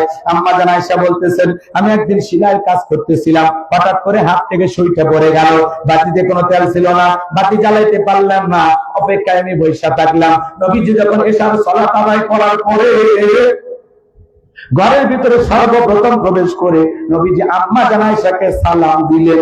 নবী ঘরে ঢুকে স্ত্রীকে কি দিলেন? সালাম। জোরে বলেন কি দিলেন? তাহলে নবীর উম্মত হিসাবে এই আমল আপনার আমার ঘরে চালু থাকার দরকার আছে না? না। তাহলে ঘরে প্রবেশ করে সর্বপ্রথম বিবিকে সালাম দিবেন, আসসালামু আলাইকুম রহিমা, কেমন আছো সোনা? ঘরের দরজাটা খোলো না, আমি তোমার লেটনের বাপ, তোমার পাগল দিওয়ানা। বহু খুশি হয়ে দরজা খুলবে। কথা বল। কিন্তু আপনার আমার ব্যবহার এত মিষ্টি না। ঘরে দরজা চিৎকার মেরে ডাকবে, এ রুবেলের মানে দরজা খোল। বেশি দেরি হলে দরজা ভাঙ্গে ফেলে দিয়া আপনার পিঠের উপর কি হবে, ভিতর থেকে বউ বলে এটা স্বামী না সেকেন্ড আসলাই। কথা কন, কথা কন। আপনি বউকে সালাম দিতে পারেন না, হুজুর সালাম দিতে শরম লাগে। বিয়ে করে 3 বাচ্চার বাবা হয়ে গেলেন, আপনার শরম লাগে না? আর বউ সালাম দিতে শরম লাগে। আপনার শরম বেশি হলে আপনার বউয়ের তো বাচ্চা হওয়ারই কথা না। কথা বলেন। স্বামী স্ত্রীর মধ্যে সালাম আদান প্রদান হলে আল্লাহর পক্ষ থেকে রহমত নাজিল হয়। সালাম আছে যেখানে শান্তি আছে, সালাম আছে যেখানে সমাধান আছে। বড় বড় ঝামেলা, ভাই ভাই ঝগড়া লাগছে, মুরব্বীরা বিচার করে দেয়, দে তোর বড় ভাই সালাম দে, হাত ধর, কোলাকুলি কর। একটা বড় ঝামেলা একটা সালামের মাধ্যমে কি হয়? সমাধান হয়ে যায়। কথা বলে দিকে স্বামী স্ত্রীর মধ্যে সালাম আদান প্রদান হলে আল্লাহর পক্ষ থেকে রহমত নাজিল হয়। একে অপরের প্রতি শ্রদ্ধা, ভক্তি, বিশ্বাস, ভালোবাসা বেড়ে যায়। কথা বলে। ঘরের শান্তির দরকার না, তাহলে সালাম থাকলে শান্তি, সালাম নাই অশান্তি। কথা কি বুঝতে পারলাম? শুধু সালাম না, লোকজন যদি না থাকে বইয়ের হাতটা ধরে মুসাফা করবে। এই দেখো কার হাত? কথা কেন? বইয়ের হাত। পাশের বাড়ি ভাবির হাত না ধরলে ঝাঁকা দিয়ে পিটাবে। বইয়ের হাত ধরে মুসাফা করবেন। একেবারে যদি ময়দানটা ফাঁকা থাকে কোলাকুলি সেরে নেবেন। বাধা আজকে দাম্পত্য জীবনে সুখ নাই, শান্তি নাই। সকালে বিয়ে করে বিকেলে তালাক দেয়, সন্ধ্যায় বিয়ে করে সকালে তালাক দেয়। দাম্পত্য জীবনে সুখ নাই, শান্তি নাই, ঘরে ঘরে আজকে অশান্তি। এই দাম্পত্য জীবনে সুখ আর শান্তি পেতে হলে রাসূলের 4টি সুন্নাত আমল করা লাগবে। জোরে বলেন কয়টি সুন্নাত? আরেকটু জোরে বলেন। স্লোগান শোনেন না। আপনি কি দাম্পত্য জীবনে অসুখী? আপনি দাম্পত্য জীবনে সুখ আর যদি শান্তি পেতে চান, রাসূলের 4টি সুন্নাত আপনাকে আমল করতে হবে। বিশ্বাস করেন, মৃত্যু পর্যন্ত আপনাদের দাম্পত্য জীবনে কোনো অশান্তি থাকবে না। এই সম্পর্ক মৃত্যু পর্যন্ত টিকে থাকার গ্যারান্টি। আল্লাহু আকবার কোন। কারা কারা এই 4টা সুন্নাত ঘরে নিয়ে যাবেন একটু হাত তুলে দিয়ে দেখি। লিল্লাহি তাকবীর। আল্লাহ কবুল করেন। জোরে বলেন আমিন। আমার ভাই লম্বা আমি করতে চাচ্ছিলাম না, যে কথা বলতে চাই। প্রথমে হয়তো আজকে বউ সালাম দিলে বউ চমকে উঠতে পারে, কারে সালাম দিলা? তখন বলবেন শেফালির মা করে সালাম দিলাম। বলতে পারে আজকে আবার কোন হুজুরের মুরিদে বাড়িতে ঢুকলা, সেদিন তমুকের গাছের কলা চুরি করলা। কথা বলছেন নাই? বউ কিন্তু সহজে আপনার সালামের জবাব নাও দিতে পারে। 2-4 দিন দিতে দিতে অভ্যাসে পরিণত হয়ে যাবে। প্রথম 2-4 দিন স্মরণ করতে পারে। স্মরণ ভাঙানোর দায়িত্ব আপনার, নাকি আমি ভাঙাবো? কে ভাঙাবে? আপনি। আপনার বইয়ের স্মরণ ভাঙাবেন। পারবো তো ইনশাআল্লাহ? আমার ভাইয়েরা, যে কথা বলতে চাচ্ছিলাম গভীর মনোযোগ দিয়ে কথাগুলো শুনে যান। আম্মা জান আয়েশা দেখে বলেন, নবীজি যখন সালাম দিয়ে প্রবেশ করলেন, নবীজির চেহারার আলোতে সুইটা কই পড়ে আছে আমি পরিষ্কার দেখতে পেয়েছি। কেমন নবী পাইছি বাজান, নবীর সম্মান মর্যাদা কত, যে নবী হা বললে তামাম পৃথিবীবাসীর জন্য আল্লাহ পাক হালালে পরিণত করে দেয়, যে নবী না বললে তামাম পৃথিবীবাসীর জন্য আল্লাহ পাক হারামে পরিণত করে দেয়, যে নবী আসমানের চাঁদের দিকে ইশারা করলে চাঁদ দুই টুকরো হয়ে যায়, জমিনে পা তুললে মাওলা পাকের আরশে আজিমে পৌঁছে যায়। নবী যখন জমিনে পথ চলেন, আসমানের মেঘ গাছে নবীকে ছায়া প্রদান করতেন, যে নবীর চেহারার উপরে মশা মাছি পড়া হারাম। নবীজি যখন ঘেমে যেতেন, আম্মা জানেরা নবীজির দেহের ঘামগুলো শিশির ভিতরে জমা রাখতেন, বিশেষ দিনে নবীজির দেহের ঘামগুলো সুগন্ধি হিসাবে ব্যবহার করা হতো। বলুন সুবহানাল্লাহ। নবী যখন ওযু করতেন বাজা, নবীজির ওযুর পানি দিয়ে সুগন্ধি পাওয়া যায়, আল্লাহু আকবার বল, সুঘ্রাণ বের হয়ে যেত। শুধু কি তাই, নবীর সম্মান মর্যাদা কত বাজা, কয়টা কথা আপনাদেরকে আমি বলবো বাজা। যে ছাগলের স্তনে দুধ নাই, রাসূল হাত লাগা দিলে দুধে পরিপূর্ণ হয়ে যায়। যে খাবার 2-3 জন মানুষ খাবে, ওই খাবারে যদি রাসূলের হাত লেগে যায়, শত শত মানুষ খাবার খেয়ে যেমন খাবার তেমনি থাকতো। বলুন সুবহানাল্লাহ। কেমন নবী পাইছি, কেমন নবী পাইছি। সেই নবীর কাছে বেলাল কথা মনে আছে না নাই? বেলাল দেখে বলে, নবী আপনি কালেমার দাওয়াত দেন, ইসলামের প্রচার করেন, দয়া করে আমার কালেমা পড়ে মুসলমান বানায় দেন। নবীজি পড়া দিলেন, লা ইলাহা ইল্লাল্লাহু মুহাম্মাদুর রাসূলুল্লাহ সাল্লাল্লাহু আলাইহি ওয়াসাল্লাম। হযরতে বেলাল কালেমা পড়ে মুসলমান হয়ে গেল। নবী আমার দেখে বলে, বেলাল ইসলামের অবস্থা এখন ভালো না, কালেমা পড়ে তো আপাতত প্রকাশ করা যাবে না। আপনারা বলেন তো বাজান, ইসলামের অবস্থা কি সব সময় ভালো থাকে? আর তো তামাম পৃথিবীর দিকে তাকায় দেখেন, ওই তামাম পৃথিবীর জালেম আর বেঈমানেরা, ওই সাদা চামড়ার দলেরা, ওরা ঐক্যবদ্ধ হয়েছে পৃথিবীর জমিন থেকে ইসলাম আর মুসলমানকে মুছে ফেলে দিবে। কিন্তু বলেন তো বাজান, কোশ্চিন কালে কি এটা সম্ভব হবে? হবে না। কারণ ওরা তো জানে না ইসলামের সুইচ আছে কার হাতে। আমার আল্লাহ দেখে বলেন, ইউরিদুনা লিতুফিউ নূরাল্লাহি বিআফওয়াহিহিম ওয়াল্লাহু মুতিম্মু নূরিহি ওয়ালাউ কারিহাল কাফিরুন। সূরা সাফ আয়াত নাম্বার 8। আল্লাহ রাব্বুল আলামিন জানিয়ে দিলেন, কাফেররা চাই মুখের ভেতরে দিনের আলোকে, ইসলামের আলোকে, কোরআনের আলোকে নেভায় দিতে। আমার আল্লাহ দেখে বলেন, আল্লাহু মুতিম্মু নূরিহি, এই জমিনের দিনের আলোকে, কোরআনের আলোকে, ইসলামের আলোকে আমি আল্লাহ রাব্বুল আলামিন প্রতিষ্ঠিত করেই ছাড়বো। যদিও কাফেররা ঈমানদের অন্তরে যত ধরনের জ্বালা যন্ত্রণা হোক না কেন, বলুন আল্লাহু আকবার। ইসলাম ছিল, ইসলাম আছে, ইসলাম থাকবে। ইসলামকে থামায় দিতে আসবে যারা, আল্লাহ তাদেরকে থামিয়ে দিবেন। কথা বলেন ঠিক কিনা? ইসলামকে বিদায় করতে আসবে যারা, আল্লাহ তাদের বিদায়ের ঘন্টা বাজাবে। নমরুদ, ফিরাউন, আবু জাহেল যেমন পারে না, বর্তমান পৃথিবীর নেতানিয়াহু বলেন, ডোনাল্ড ট্রাম্প বলেন, আর ভারতের মোদি বলেন, এ সমস্ত জানোয়ারেরাও পারবে না। কথা কোন না কেন? যারা মুসলমান রক্ত নিয়ে খেলা করে তাদের জীবনের পরিণতি ভালো হয় না। কথা বলেন। যারা রাতের আধারে শাপলা চত্বরে আলেমদেরকে হত্যা করেছিল, এদেশের দীর্ঘ আলেমদেরকে ফাঁসির দড়িতে ঝুলিয়েছিল, মিথ্যা মামলা হামলা দিয়ে এদেশের অসংখ্য মানুষকে জেলখানায় বন্দী করে রেখেছিল, যারা এই জুলাইয়ে অসংখ্য মায়ের মুখ খালি করেছিল, আজকে তারা ক্ষমতার চেয়ে রেখে পালিয়ে গেছে। যে ট্রাইব্যুনাল গঠন করে আল্লামা সাঈদী হুজুরের মৃত্যুদণ্ডের রায় দেওয়া হয়েছে, ওই একই ট্রাইব্যুনালে, নিজের তৈরি করা ট্রাইব্যুনালে নিজের নামে ফাঁসির রায় হয়ে গেছে। খেলাকা। এরপরে উনি বলতেছে, আমি দেশের কাছে আছি, শর্ট করে ঢুকবো। কথা বলেন, ঢুকবেন তো বের হলেন কেন? কথা কম। যাওয়ার আগে বলে যান নাই? বলে গেছে আপনাদেরকে? আমাকে বলেনি, আপনাদেরকে বলেছে? তাহলে আসার আগে বলার দরকার নেই। এই দেশ আপনার বাবার, এই দেশ আপনার স্বামীর, আপনি আসেন। কথা কম। বলবো আইবা তুমি আইবা গো, সেদিন আইসা বুবু ক্ষমতা পাইবা না। বলবো আইবা তুমি আইবা গো, সেদিন আইসা বুবু ক্ষমতা পাইবা না। খোঁজ নাই বুবু কাদের কাকার, অবস্থা খারাপ দরবেশ বাবার, হাও নাইকেল এখন সামনে আসে না। নেতা কর্মী সব জেলের ভিতর, বুবু আছে দরের ওপর, কখন জানি আসে গ্রেফতারি পরোয়ানা, বুবু আহিবা তুমি আইবা গো, সেই দিন আইসা বুবু চিয়ার পাইবা না। ক্ষমতার চেয়ার থেকে নামা সহজ, কিন্তু চেয়ারে ওটা কঠিন। কথা বলেন। এদেশের আপসহীন দেশ নেত্রী, আসল দেশপ্রেমিক নেত্রী হলো বেগম খালেদা জিয়া। এখন অসুস্থ হয়ে আরে হাসপাতালে পড়ে আছেন। সারা দেশের লক্ষ লক্ষ মানুষ তার জন্য দোয়া করতেছে। উনি ওনার জীবন দশায় যতবার প্রধানমন্ত্রী হয়েছে, দেশ নেত্রী বেগম খালেদা জিয়া কখনো আলেমদেরকে অপমান করেন নাই। কোন আলেমকে তিনি জেলখানায় বন্দী করেন না। ইসলামের বিরুদ্ধে কোন আইন পাস করেনি। কথা বলে ভিত্তি না। উনি আলেমদেরকে বড় মহাব্বত করতেন, ভালোবাসতেন।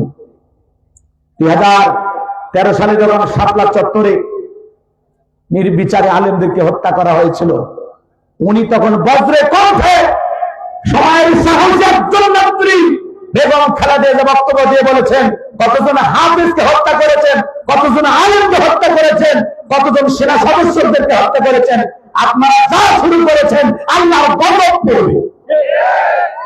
কি বলেন? আল্লাহর গজব পড়ে নাই?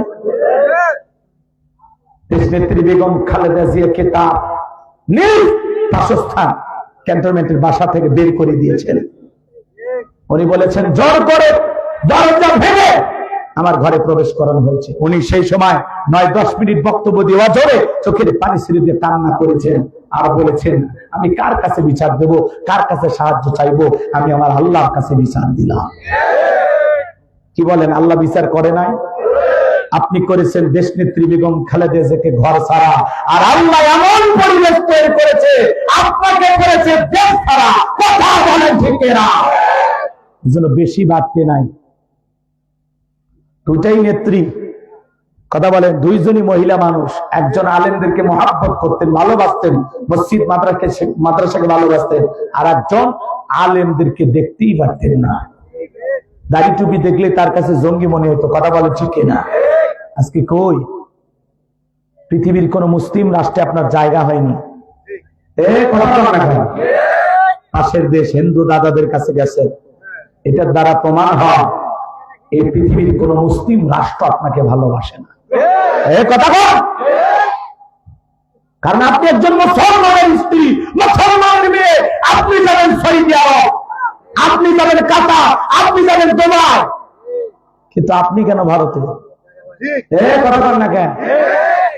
বাজান, এগুলো বললে তো আপনারা মন খারাপ করেন। শোনেন, সারা জীবন কি আর চুপ থাকা যায়? আজকে দেশ নেত্রী বেগম খালেদা জিয়া অসুস্থ, মমস্য অবস্থায় হাসপাতালে ভর্তি। কখন যে কি হবে আমরা কেউ জানি না। হয়তোবা বড় কোনো দুঃসংবাদ আসতে পারে, আবার বড় কোনো সুসংবাদও আসতে পারে। অনেকে বলতেছেন জনাব তারেক রহমান বিএনপির ভারপ্রাপ্ত চেয়ারম্যান, তিনি লন্ডন থেকে রওনা করেছেন। আগামীকাল অর্থাৎ 3 তারিখে উনি নাকি দেশে আসবেন। আমরা শুনতেছি, আলহামদুলিল্লাহ, আসা দরকার। কারণ এই বিপদের সময় সবচাইতে মায়ের পাশে একটা সন্তানের থাকা দরকার। উনি স্বামী হারিয়েছেন, ছেলে হারিয়েছেন, একটা মাত্র ছেলে জীবিত আছেন। এই জন্য জনাব তারেক রহমানের মায়ের শেষ সময় তার কাছে থেকে তার সেবা করে তার দোয়া নেওয়া উচিত। কথা বলেন ঠিক?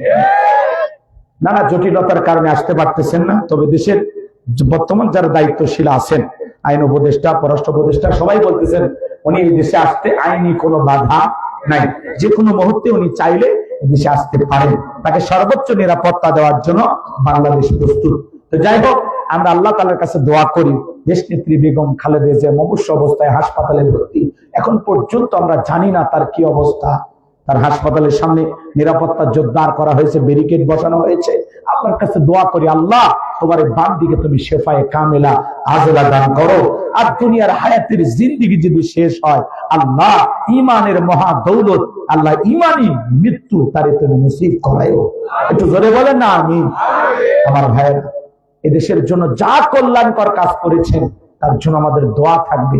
উনি আলেমদেরকে মহব্বত করতেন। আল্লামা সাইদি হুজুরকে বলতেন, হুজুর আমি শহীদ প্রেসিডেন্ট জিয়াউর রহমানের স্ত্রী, আপনি নিশ্চিত থাকেন আমার সরকার ক্ষমতা থাকা অবস্থায় এদেশে মসজিদ মাদ্রাসার বিরুদ্ধে কোনো ষড়যন্ত্র মেনে নেওয়া হবে না, আলেমদের বিরুদ্ধে কোনো ষড়যন্ত্র মেনে নেওয়া হবে না। শুধু কি তাই, আমি জীবিত থাকা অবস্থায় এই দেশে ইসলাম বিরোধী, কোরআন সুন্নাহ বিরোধী কোন আইন পাস করা হবে না। আল্লাহু আকবার বলেন। এভাবে নির্ভয়ে তিনি কথা বলতেন। কথা বলেন। উনি যে বলেছিলেন যে আলিমদেরকে হত্যা করেছেন, হাফেজদেরকে হত্যা করেছেন, সোশ্যাল মিডিয়াতে গতকাল থেকে ভিডিওটা ভাইরাল হয়ে গেছে। কতজন সেনা সদস্যকে আপনারা হত্যা করেছেন, কার ইশারা হত্যা করেছেন, কারা ষড়যন্ত্র করেছে, সব আমার জানা আছে। একদিন এগুলো জাতির সামনে উন্মোচন হবে। আজকে সব পরিষ্কার কার ইশারা এগুলো হয়েছে। কথা বলেন ঠিক কিনা? কষ্ট পাইতেছেন আমার কথা? আমার ভাইয়েরা, মমতাময়ী প্রধানমন্ত্রী, তিনবারের প্রধানমন্ত্রী, তার জন্য দোয়া করেন। অনেকেই বলতেছেন হয়তোবা বেঁচে নাই, এরকম বলতেছেন। ডাক্তাররা বলতেছেন যে না, গুজব ছড়াবেন না, এখনো তিনি জীবিত আছেন। জীবিত আছেন আলহামদুলিল্লাহ, সুস্থতা চাই, এটা আমাদের চাওয়া। কথা বলে ঠিক কিনা? আল্লাহ যেন তাকে সুস্থতা দান করেন, শেফায়ে কামেলা আজলা দান করেন। একটু জোরে বলেন না আমিন। আল্লাহ তোমার বান্দিকে তুমি সুস্থ করে দাও, একটু চিল্লা বলেন আমিন। আল্লাহ দেশ নেত্রী বেগম খালেদা জিয়াকে সুস্থতা দান করো, চিল্লা বলেন আমিন। আমার ভাইয়েরা, দিল থেকে আপনারা দোয়া করবেন। সম্মানিত ভাইয়েরা আমার, আমি যে কথা বলতে চাচ্ছিলাম, বাজান নবী ডেকে বলে বেলাল, ইসলামের অবস্থা এখন ভালো না, কালেমা পড়ে আপাতত প্রকাশ করা যাবে না। বেলাল ডেকে বলে নবী, আমার জীবনের কোনো দাম নাই। আমার মনি বোমাইকে বলেছিলাম উদ্দুম্বা ছাগল পেশাব পায়খানা করে দেয়, এই ঘরে থাকতে আমার বড় কষ্ট হয়। ওমাই ডেকে বলে বেলাল, উদ্দুম্বা ছাগলের দাম আমার কাছে আছে, কিন্তু তোর মতো কালো হাফসি বেলালের দাম আমার কাছে নাই। নবী, আমার জীবনের কোনো দাম নাই, আপনি শুধু আমাকে দোয়া করে দেন, মৃত্যু পর্যন্ত যেন কালিমার পথে দিকে থাকতে পারি। এই কথা বলে হযরতে বেলাল চলে গেলেন। পরের দিন সকালবেলা সূর্য উদয় হয়ে গেছে, অনেকটা বেলা হয়ে গেছে, বেলাল দরজা খোলে না। অন্য চাকর যারা আছে নালিশ নিয়ে চলে গেছে ওমায়ের কাছে, যা বলে নেতা এখন পর্যন্ত বেলাল দরজা খোলে নাই, তাই নাকি? বলে হ্যাঁ। ঠিক আছে, চলো যাই। এইবার দরজায় ডাকবে, এই বেলাল দরজা খোল। হযরতে বেলাল দরজা খোলে না, জোরে করে ধাক্কা মারছে, যখন দরজা খুলে গেছে তখন এইবার ওমায়া তাকায় দেখে যে রাত্রিতে বেলাল কালেমা পড়ে মুসলমান হয়েছে, ওই রাত্রিতে একটা উদ্দুম্বা ছাগলের কাছে কোনো পেশাব পায়খানা নাই। জোরে কোন মারহাবা। এইবার উমায় দেখে বলে, চাকরের দল, বেলালের বিরুদ্ধে মিথ্যা অভিযোগ দাও। তোমরা যখন ঘুমাচ্ছিলে বেলাল তখন ময়লা আবর্জনা পরিষ্কার করেছে, টাকা দেখো না একটা উদ্দুম্বা ছাগলের কাছে কোনো পেশাব পায়খানা নাই, যাও নিজেদের কাজ করো। এই কথা বলে ওদেরকে তাড়িয়ে দিয়া একটা দুটা করে বেলালের কাছে চলে গেলেন। বাবা হযরতে বেলাল দেয়ালে পিঠটা লাগায়া জিহ্বা নাড়ায়া জিকির করতেছে কা। এইবার হযরত বেলালকে হালকা করে ধাক্কা মারছে, যখন জবান দিয়ে কালেমার আওয়াজ বের হয়েছে তখন এইবার ওমায় দেখে বলে, বেলাল রে, তোর জবান দিয়ে কি শুনলাম, তুই কি মুসলমান হয়েছো? হযরত বেলাল দেখে বলে, মুসলমান হয় যারা মিথ্যা কথা বলতে পারে না তারা। ওয়াকুলু কাওলান সাদীদা। আল্লাহু আকবার। মুসলমানেরা হলো সত্যবাদী, মুসলমানেরা কখনো মিথ্যাবাদী হতে পারে না। আমাদের সমাজে মিথ্যাবাদী আছে না? মিথ্যা, খালিটাতে মিথ্যা, ঘুমানোর আগে মিথ্যা, ঘুম থেকে উঠে মিথ্যা, এত মিথ্যা কথা বলে বাবা। মিথ্যা বলতে বলতে চেহারাটা বেঁকা হয়ে গেছে, এক পা কবরে চলে গেছে। শয়তান পর্যন্ত বলে আমি এত মিথ্যা কথা বলি না। কথা বলে থাকে টাঙ্গাইলে, এখন মধুপুরে মিথ্যাবাদী আসে না? দোস্ত 2 মিনিট তারা 2 মিনিট কয় 2 দিন পরে দেখা হয়, দোস্ত পরে আর তোর কথা মনে নাই। ওই 2 মিনিট কি কিয়ামতের 2 মিনিট? এরকম লোক আছে না নাই? বাজানে হেলাই খেলে আমরা কত মিথ্যা কথা বলি। মুসলমানের জবান দিয়া মিথ্যা কথা বের হতে পারে না।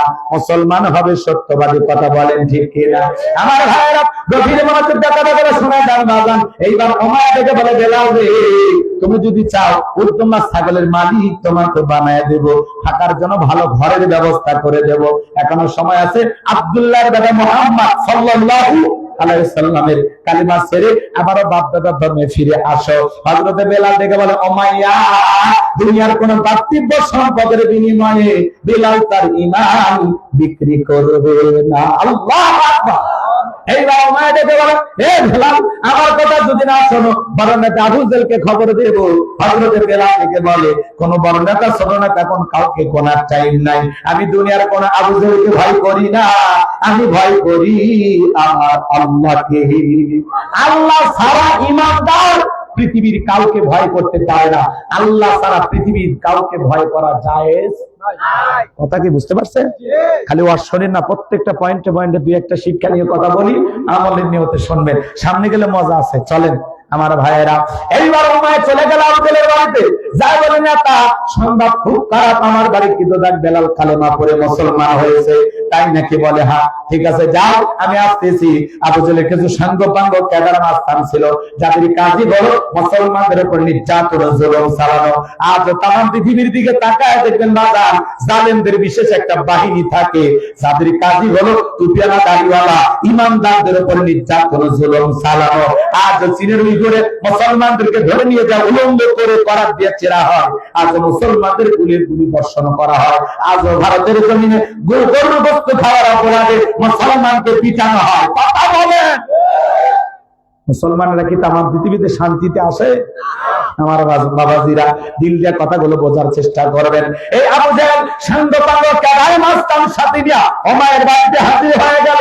যাইকে বলে বেলাল এই দিকে আয়। এসব কি শুনতে বেলাল? তুমি নাকি মুসলমান হয়েছো? বেলাল বলতেছে যা শুনেছেন সত্য, আমি মুসলমান হয়ে গেছি। এইবার আবু জাহেল ডেকে বলে বেলাল আমি তোরে পার্সোনাল ভাবে মহব্বত করি, তোর উপর একটা বিশেষ নজর ভালোবাসা কাজ করে। বেলাল তুমি যদি চাও ও তোমার ছাগলের মালিক তোমাকে বানিয়ে দেবো, থাকার জন্য ভালো ঘরের ব্যবস্থা করে দেবো, ব্যবসা বাণিজ্য যদি করতে চাও দিরহাম টাকা পয়সা যা লাগে তোমাকে দেবো। ও বেলাল তুমি চাইতে দেরি, তোমার চাহিদাটা পূরণ করতে দেরি করবো না। হযরতে বেলাল দেখে বলে হে আবু জাহেল দুনিয়ার সব সম্পদ যদি আমি বেলালকে দিতে চাই, দুনিয়ার সব সম্পদ ছাড়তে রাজি, নবীজির কালেমা ছাড়তে রাজি নাই। একটু জোরে কর না আল্লাহু আকবার।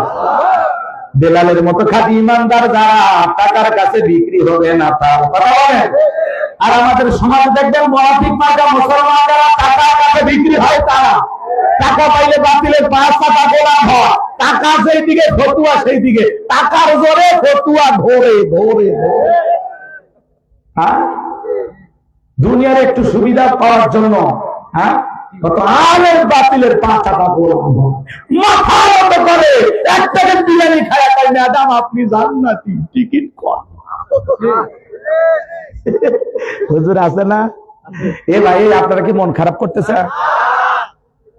কোন আলেম দুনিয়ার স্বার্থের কাছে বিক্রি হতে? বেলালের উত্তরসূরি যারা, এরা কখনো বাতিলের পা চাটতে পারে, কিন্তু বলেন চাটে না? কিছু টুপিওয়ালা দাড়িওয়ালা সুবিধাবাদ জিন্দাবাদ। আলহামদুলিল্লাহ বাংলাদেশের 8টি ইসলামী দল ঐক্যবদ্ধ হয়েছে। তারা বলতেছেন আগামীতে ইসলামের পক্ষ হবে একটি। আল্লাহু আকবার বলে। তারা চাচ্ছেন আল্লাহর জমিনে আল্লাহর দ্বীন প্রতিষ্ঠিত হোক, আল্লাহ কবুল করেন। আর এর বিরোধিতা যারা করবে, এর বাহিরে যারা ষড়যন্ত্র করবে, বুঝতে পারবেন ওরা হলো পাক্কা মুনাফিক। কথা বলো। আমরা আল্লাহর জমিনে আল্লাহর দ্বীন প্রতিষ্ঠিত হোক চাই না? বলেন তো এই কোরআন দিয়ে সমাজ রাষ্ট্র চলুক আমরা চাই না? এটা সালা থাকা লাগবে, কবে হবে না হবে সেটা পরে কার হিসাব, কিন্তু আমরা চাই জমিন যার আইন চলবে সে আল্লাহ, আল্লাহর পাঠানো সংবিধান দিয়ে আমরা চলতে চাই। কথা বলেন। সামনে যা দুই একটা কথা বলবো যদি সুযোগ হয়। মন খারাপ করতেছেন আমার ভাইরা? গভীর মনোযোগ দিয়ে শোনেন। এইবার আবু জাহেল ডেকে বলে বেলাল সুজান বলে ঘিউ না উঠলেন বলে একটু বাঁকা করা লাগবে। এই কথা বলে যুবকদের লিলিয়ে দিল চাবুক দিয়ে পিটা। হযরত বেলালকে চাবুক দিয়ে পিটানো শুরু করা হলো। এরা যত জোরে চাবুক মারে বেলাল তত জোরে কালেমা পড়ে। চাবুক দিয়ে পিটাইতে পিটাইতে কালো চামড়া গুলো ফেটে রক্ত ঝরা শুরু হয়ে গেল। আবু জাহেল ডেকে বলে বেলাল চাবুক দিয়ে পিটাই না, এ বেলাল পিটতে পিটতে রক্ত ঝরতেছে রে বেলাল, তবুও কি দিবি মুহাম্মাদের কালেমা ছাড়বি না? হযরত বেলাল ডেকে বলে আবু জাহেল রে মারতে মারতে যদি মেরেও ফেলে দাও জীবনটা দিতে রাজি, নবীজির কালেমা ছাড়তে রাজি নাই। আল্লাহু আকবার।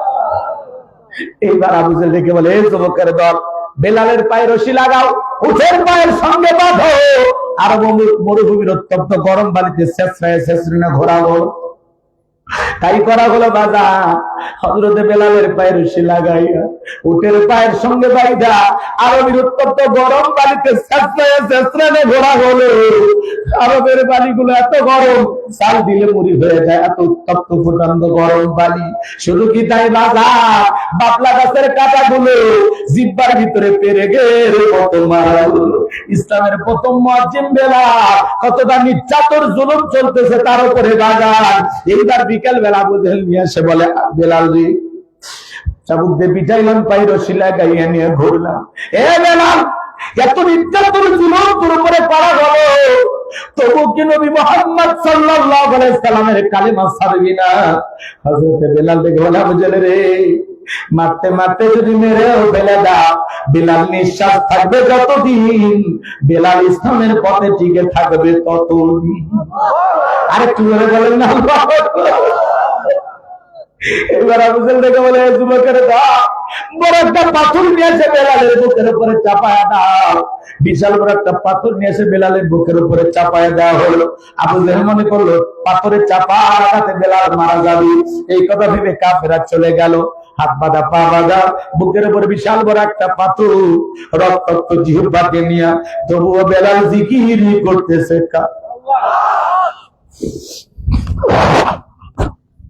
আমার ভাইয়েরা, আপনাকে আমাকে জিকির করার জন্য কেউ মারে না, পেটে না, ধমক দেয় না, তবু আমরা কপাল করে আল্লাহর জিকির করি না। এ বাগান জিকির করার জন্য আলাদা সময় লাগে না, আলাদা টাইম লাগে না, আলাদা ওযু করার প্রয়োজন হয় না। আমার ভাইয়েরা, চলতে ফিরতে আল্লাহর জিকির করবেন। হাদিস শরীফের ভিতরে আছে, যার জিহ্বাটা আল্লাহর জিকিরে তরতাজা থাকে, আল্লাহর জিকিরে ভিজা থাকে, ওই জিহ্বাওয়ালা মানুষ কোনোদিন জাহান্নামের আগুনে জ্বলবে না। বলুন সুবহানাল্লাহ। আযকুরুনি আযকুরুকুম ওয়াশকুরুনি ওয়ালা তাকফুরুন। আল্লাহ দেখে বলে, গোলাম তোমরা আমার স্মরণ করো, আমি আল্লাহ তোমাদেরকে স্মরণ করব। কৃতজ্ঞতা প্রকাশ করো, অকৃতজ্ঞ হইও না। মাঠে কাজ করতে করতে জিকির করা যায়, ব্যবসা বাণিজ্য করতে করতে জিকির করা যায়, রিক্সা ভ্যান চালাইতে চালাইতে জিকির করা যায়, দোকানদারি করতে করতে জিকির করা যায়। সবসময় জবানে জিকির চালু রাখবেন। সুবহানাল্লাহ, আলহামদুলিল্লাহ, আল্লাহু আকবার, লা ইলাহা ইল্লাল্লাহ, লা ইলাহা ইল্লাল্লাহ, লা ইলাহা ইল্লাল্লাহ, সুবহানাল্লাহি ওয়া বিহামদিহি, সুবহানাল্লাহিল আযীম। নবীর এক সাহাবী দেখে বলে, নবী, এত আমলের কথা আমার মনে থাকে না, এত কিছু আমি মাথায় মনে রাখতে পারি না, সহজ কিছু আমল আমারে দেন। আল্লাহ নবী দেখে বলে, আমার সাহাবী, সব সময় আল্লাহর জিকিরে জিহ্বাটা তরতাজা রাখবে। এই জিহ্বাটা আল্লাহর জিকিরে তরতাজা রাখবা, এই জিকিরই তোমাকে জাহান্নামের আগুন থেকে বাঁচায়া জান্নাতে নিয়ে যাবে। একটু জোরে বলুন সুবহানাল্লাহ। মা বোনদের আবার শুনতে জানবা, মাসে আপনারা বেশ কয়েকদিন অসুস্থ থাকেন, যে সময় আপনারা নামাজ পড়া নিষেধ আছে মা, কিন্তু ওই সময়গুলোতে আপনারা জিকির করে কাটাবেন। জিকির করতে কোনো বাধা নাই। কথা বোঝা গেল? জিকির করতে কোনো বাধা নাই। মা বোনদের আওয়াজ শুনতেছেন, মা গোলাম রাব্বানি এই কথাটা আপনারা আমল করবেন। আল্লাহ আমার মা বোনদেরকে আমল করার তৌফিক দান করুন, জোরে বলুন আমিন। জিকির করলে মুমিনের ঈমান তরতাজা হয়। আল্লাহু আকবার বলেন। অন্তরের ময়লা মরিচা দূর হয়ে যায়। চলেন না বাজান, সামনের দিকে যায়। হযরতে বেলালের বুকের উপরে পাথর, রক্তাক্ত জিহ্বা দিয়ে চোখের কোণে পানি ঢুকতেছে। বেলাল তবুও জিহ্বা নাড়ে, আল্লাহর জিকির করে, আর চোখের পানি ছেড়ে কাঁদে কাঁদে বলে, আল্লাহ তুমি তো সেই আল্লাহ, ইব্রাহিমের জন্য যদি নমরুদের আগুনকে ফুলের বাগান বানায় দিতে পারো, আল্লাহ তুমি কি পারো না বেলালের বুকের পাথরটাকে তুলার মতো নরম বানায় দিতে? আল্লাহ বুকের উপরে পাথর টাকার কারণে তোমার মতো মালিকের জিকির করতে বড় কষ্ট হয়। আল্লাহ তুমি কি পারো না বেলালের বুকের পাথরটাকে তুলার মতো নরম বানায় দিতে? হযরত বেলাল চোখের পানি ফেলে দিয়ে দোয়া করতে দেরি, আসমানের মালিক আল্লাহ দোয়াটা কবুল করতে দেরি করে না। আমার আল্লাহ বেলালের দোয়া কবুল করে সাথে সাথে বেলালের বুকের পাথরটাকে আল্লাহ তুলার মতো নরম বানিয়ে দিয়েছেন। বলুন সুবহানাল্লাহ। বেলালের নিঃশ্বাসের সাথে পাথর ওঠে আর নামে। আল্লাহু আকবার। আশিক রাসূল বেলাল নবীর পাগলে দাঁড়ায়। নবীকে কতটা ভালোবাসতেন জানেন? নবী যখন মক্কা নগরীতে পথ চলতো, বেলাল একবার ডানে যায় আর একবার বামে যায়। নবী দেখে বলে, বেলাল বুঝি না একবার ডানে আর একবার বামে, কারণটা কি? হযরতে বেলাল দেখে বলে, নবী আপনি কালেমা দাওয়াত আর ইসলামের প্রচার প্রসারের পর ওই কাফেররা হলো আপনার শত্রু। আপনাকে টার্গেট করে যদি দূর থেকে তীর নিক্ষেপ করে গো নবী, ওই তীরটা যেন সর্বপ্রথম আমি বেলালের বুকের ভিতরে ঢোকে। আবার বাম দিকে যাই, মনে মনে বামেরা যদি বাম দিকে তীর নিক্ষেপ করে, ওই তীরটা যেন সর্বপ্রথম আমি বেলালের বুকের ভিতরে ঢোকে। আমি বেলাল মারা গেলে ইসলামের ক্ষতি হবে না, আপনি নবী মারা গেলে ইসলামের মাথা উঁচু করে সামনের দিকে দাঁড়াতে পারবে না। নিজের জীবনের বিনিময়ে নবীকে আগলায় রাখতেন বেলাল। বলুন আল্লাহু আকবার। আরেকটু জোরে বলেন আল্লাহু আকবার। সেই বেলালের উপর মিথ্যা জুলুমের কথা বিশ্ব নবীর কান পর্যন্ত যখন পৌঁছে গেল, নবী তখন আবু বকরকে ডেকে বলল, আবু বকর, বেলালের কষ্টের কথা আমার সহ্য হয় না, যাও যাও তুমি আমার বেলালের জন্য একটা কিছু করো। হযরত আবু বকর সিদ্দিক রাদিয়াল্লাহু তাআলা কয়েকগুণ দাম বেশি দিয়া গোলামীর জীবন থেকে হযরত বেলালকে আজাদ করলেন, মুক্ত করলেন। বলুন আল্লাহু আকবার। এই যখন ইসলামের অবস্থা, সন্তান হারানোর ব্যথা, কাফেরদের সমালোচনা আর সাহাবায়ে কেরামদের উপর নির্যাতন জুলুম, এজন্য নবীজির মনটা খারাপ। নবীর যখন মন খারাপ, নবীকে সান্ত্বনা দেওয়ার দায়িত্ব কার? আমার আল্লাহ থেকে বলে, জিবরাইল আমার বন্ধুর মা নাই, বাবা নাই, আমি সারা আমার বন্ধুর কেউ নাই রে জিবরাইল। আমার বন্ধুর মনটা হয়েছে ভারী, আমি আল্লাহ সইতে নাহি পারি। লাহু মাহফুজ থেকে সূরা কাউসার নিয়ে যায় আমার বন্ধুর উপরে নাজিল কর তাড়াতাড়ি। আল্লাহু আকবার। আমার নবী দেখে বলে, আনাস আমার মনটা কেন খারাপ তোমরা জানো, কিন্তু আমার মুস্কি হাসি দেওয়ার কারণ হলো এই মাত্র আসমান থেকে জিবরাইল এসে আমার উপরে সূরা কাউসার নাজিল করলো। নবী তখন সাহাবায়ে কেরামদের সামনে মুস্কি মুস্কি হাসলেন আর সূরা কাউসারটা তিলাওয়াত করে শুনিয়ে দিলেন। সবাই একটু জবান ছেড়ে আরেকবার আমার সঙ্গে পড়ুন, ইন্না আ'তাইনাকাল কাউসার ফাসাল্লি লিরাব্বিকা ওয়ানহার ইন্না শানিআকা হুয়াল আবতার। আল্লাহু আকবার। আল্লাহ রাব্বুল আলামিন বলেন, ইন্না আ'তাইনাকাল কাউসার, অবশ্যই আমি আল্লাহ পাক আপনাকে হাউজে কাউসার দান করেছি। এই পৃথিবীর অন্য কোন নবী রাসূলকে আল্লাহ তাআলা হাউজে কাউসার দান করেন নাই। আপনার আমার নবীকে আল্লাহ স্পেশাল ভাবে ভালোবাসা হাউজে কাউসার গিফট করেছেন। বলুন সুবহানাল্লাহ। ইন্না আ'তাইনাকাল কাউসার, নিশ্চয় আমি আল্লাহ পাক আপনাকে হাউজে কাউসার দান করেছি। এই হাউজে কাউসারের পানি দুধের মতো সাদা, মধুর চাইতে মিষ্টি, পানির মতো ক্রিয়া। ওই কঠিন কিয়ামতের ময়দানে যেদিন বিচার দিবস কায়েম হয়ে যাবে বাজার, ওই বিচার দিবসের একদিন হবে 50,000 বছরের সমান। যেদিন সূর্য চহাত মাথার উপরে চলে আসবে, মানুষের মাথার মাগজগুলো টকবক করে বলবে। যেদিন জমিন হয়ে যাবে তামার জমিন, এই পৃথিবীর পাহাড় পর্বত নদী নালা খাল বিল বিল্ডিং অবরোধ কোনো কিছু থাকবে না। কুল্লু মান আলাইহা ফান, পৃথিবীর সবকিছু ধ্বংস হয়ে যাবে। মাঝে মাঝে ভূমিকম্প মারা যায়। এ বাজান কি বুঝতেছেন? আল্লাহ আগের যে 1000 বছর আগে জানায়া দিয়েছেন, ইযা যুলজিলাতিল আরদু জিলজালাহা, প্রবল কম্পনে যেদিন পৃথিবীটাকে কাঁপবে, যেদিন ভূমিকম্প হবে, পৃথিবীটা চূর্ণ বিচূর্ণ হয়ে যাবে। যেদিন ইসরাফিল ফুৎকার মারবে, পৃথিবীর সব কিছু ধ্বংস হয়ে যাবে। এ বাজান বাবা, হালকা ভূমিকম্প নাড়া দেয়, দেখলেন না? বাপ সন্তানকে ফেলায় দৌড়ে চলে গেল, স্বামী স্ত্রীকে ফেলায় চলে যায়। হালকা একটু ভূমিকম্পের নাড়াতে আপনি আমি অস্থির হয়ে গেলাম। মনে রাখবেন বাজান, এই পৃথিবীর জমিনে ভূমিকম্প হওয়ার পিছনে 15টি কারণ থাকে। ওই দিকে আলোচনা ঘোরানোর কোন সুযোগ নাই বাজান, লম্বা হয়ে যাবে, লম্বা আমি করতে চাই না। এই পৃথিবীর জমিনে কেন ভূমিকম্প হয়? এই জমিনে যখন পাপ বেড়ে যায়, জুলুম বেড়ে যায়, অত্যাচার বেড়ে যায়, অন্যায় বেড়ে যায়, পাপাচার বেড়ে যায়, অশ্লীলতা বেড়ে যায়, আনন্দ নাচানাচি, আনন্দ ফুর্তি যখন বেড়ে যায়, গান বাজনা বাদ্যযন্ত্র যখন বেড়ে যায়, কথা বলেন না কেন? আউল বাউল যখন বেড়ে যায়, গায়ক গায়িকা যখন বেড়ে যায়, এই পৃথিবীর জমিনে যখন অস্থিরতা বেড়ে যায়, নাচ গানে যখন মানুষ নির্ভর, অস্থিরতার সাগরে মানুষ যখন হাবুডুবু খায়, ভালো মানুষ হয়েও মিথ্যার দিকে আশ্রয় নেয়। আছে না নাই?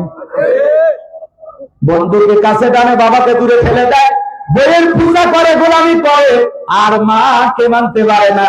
এই সমাজে কি এমনি আল্লাহ ভূমিকম্প দিয়ে নাড়া দেয়? আল্লাহ বোঝাই, গোলাম এখনো সময় আছে, সোজা হয়ে যা। আমি আল্লাহ ভূমিকম্পের নাড়া দিয়ে যদি নেপালে ফেলাইতে পারি, ভুটানে ফেলাইতে পারি, স্পেনে ফেলাইতে পারি, তোরা বাংলাদেশে বসবাস করি, তোদের দিল্লিকে আমি আল্লাহ ঘুরাই দিতে পারি। কিন্তু আমি তোদের বড় ভালোবাসি, হালকা করে নাড়া দিছি। এই নাড়া যদি 30-40 সেকেন্ড হয়, আর এই ভূমিকম্পের মাত্রা যদি 9 অতিক্রম করে, কিচ্ছু খুঁজে পাওয়া যাবে না। কথা বলেন। এই যে গতকালকেও কয়েকটা জেলায় ভূমিকম্প হয়েছে, বাজার মাঝে মাঝে হইতেছে, আল্লাহ সতর্ক করে দেয়, বান্দা সাবধান হয়ে যা।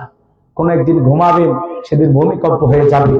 ফজরের নামাজ পড়ে যারা ঘুমাবে, ওটাই তার জীবনের শেষ আমল হবে। কথা বলে ঠিক কিনা? আর যে কপাল পরারা পড়বে না, তাদের শেষ আমল কি হবে আল্লাহ ছাড়া কেউ জানে না। কষ্ট হচ্ছে আপনাদের না? আমার কথাই বিরক্ত হয়। ফিরে আসার দরকার আছে না নাই? গুনাহ থেকে বেঁচে থাকার দরকার আছে না নাই? পাপ ছেড়ে দেওয়ার দরকার আছে না নাই? গান বাজনা অশ্লীলতা ছেড়ে দেওয়ার দরকার আছে না না? আল্লাহ আমাদের হেদায়েত দান করেন। একটু জোরে কর না। আমি আমার ভাইয়েরা, যেদিন কিয়ামত সংঘটিত হবে, বিচার দিবসের একদিন হবে 50,000 বছরের জবাব।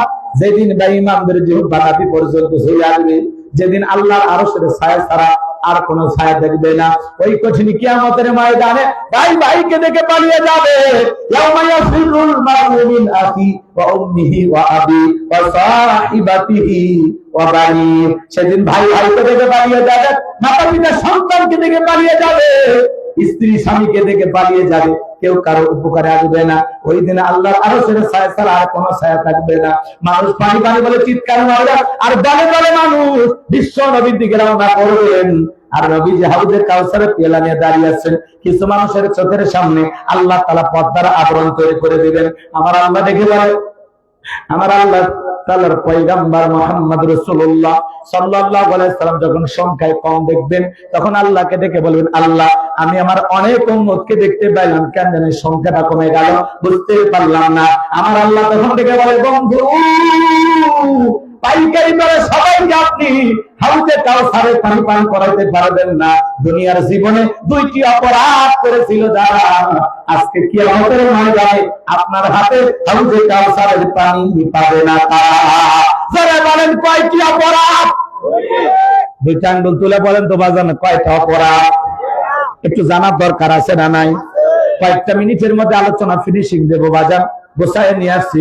বিরক্ত হবেন না, ওটা বসা করবেন না, পরিবেশটা নষ্ট করবেন না, পায়ে হাত দিয়ে অনুরোধ করি বাজার একটু আলোচনাটা শুনে যান। জীবন পরিবর্তনের জন্য এতটুকু আলোচনায় যথেষ্ট হতে পারে। কি সেই 2টা অপরাধ একটু জানার দরকার আছে না? একটু পরেই বলতেছি বাজার, মন খারাপ করবেন না, চলেন না সামনের দিকে যাই।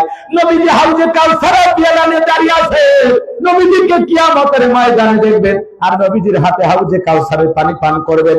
এমন দৃশ্যের মুখোমুখি কি আপনারা একটু হতে চান? কারা কারা কিয়ামতের ময়দানে নবীজির হাতে হাউজে কাউসারের পানি পান করতে চান? 2টা হাত তুলে আমার আল্লাহকে একটাবার দেখা, আর আমার সঙ্গে বলুন, হে আল্লাহ আমাদের সবাইকে কিয়ামতের ময়দানে নবীজির হাতে হাউজে কাউসারের পানি পান করার তৌফিক দান করুন। জোরে বলেন আমিন। আরেকটু চিল্লায় বলেন আমিন।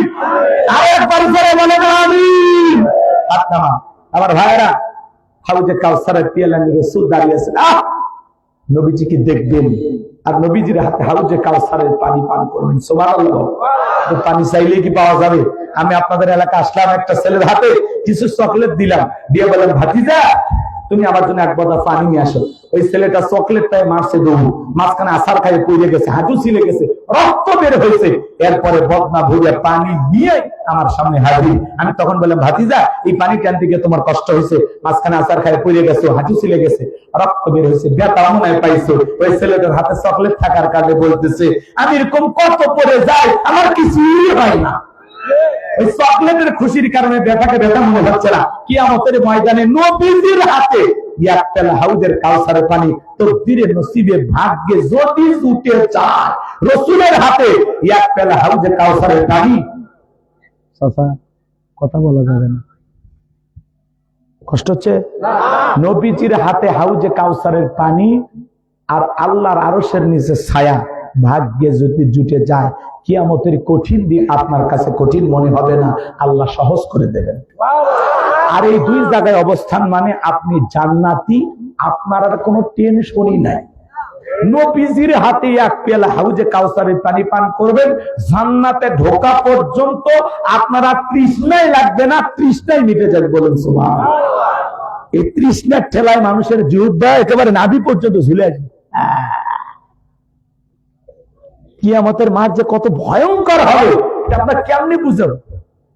এ বাজান শোনেন না, শোনেন, এখন হাউজে কাউসারের পানি চাইলেই তো পাওয়া যাবে না, কাজ করা লাগবে। কথা বলেন? ঠান্ডা পানিতে উযু বানায় নামাজ আদায় করতে হবে। হঠাৎ করে কেউ যদি নামাজ ধরে, পুরাতন মুসল্লি যারা আছে এই নতুন মুসল্লিদেরকে দেখে ঠাট্টা বিদ্রুপ করে, সূর্য আজকে কোন দিক উঠছে, উত্তর বাড়ার বাদশা দিকে মসজিদে নামাজ পড়বি না 2 দিন পরে ছেড়ে দিবি?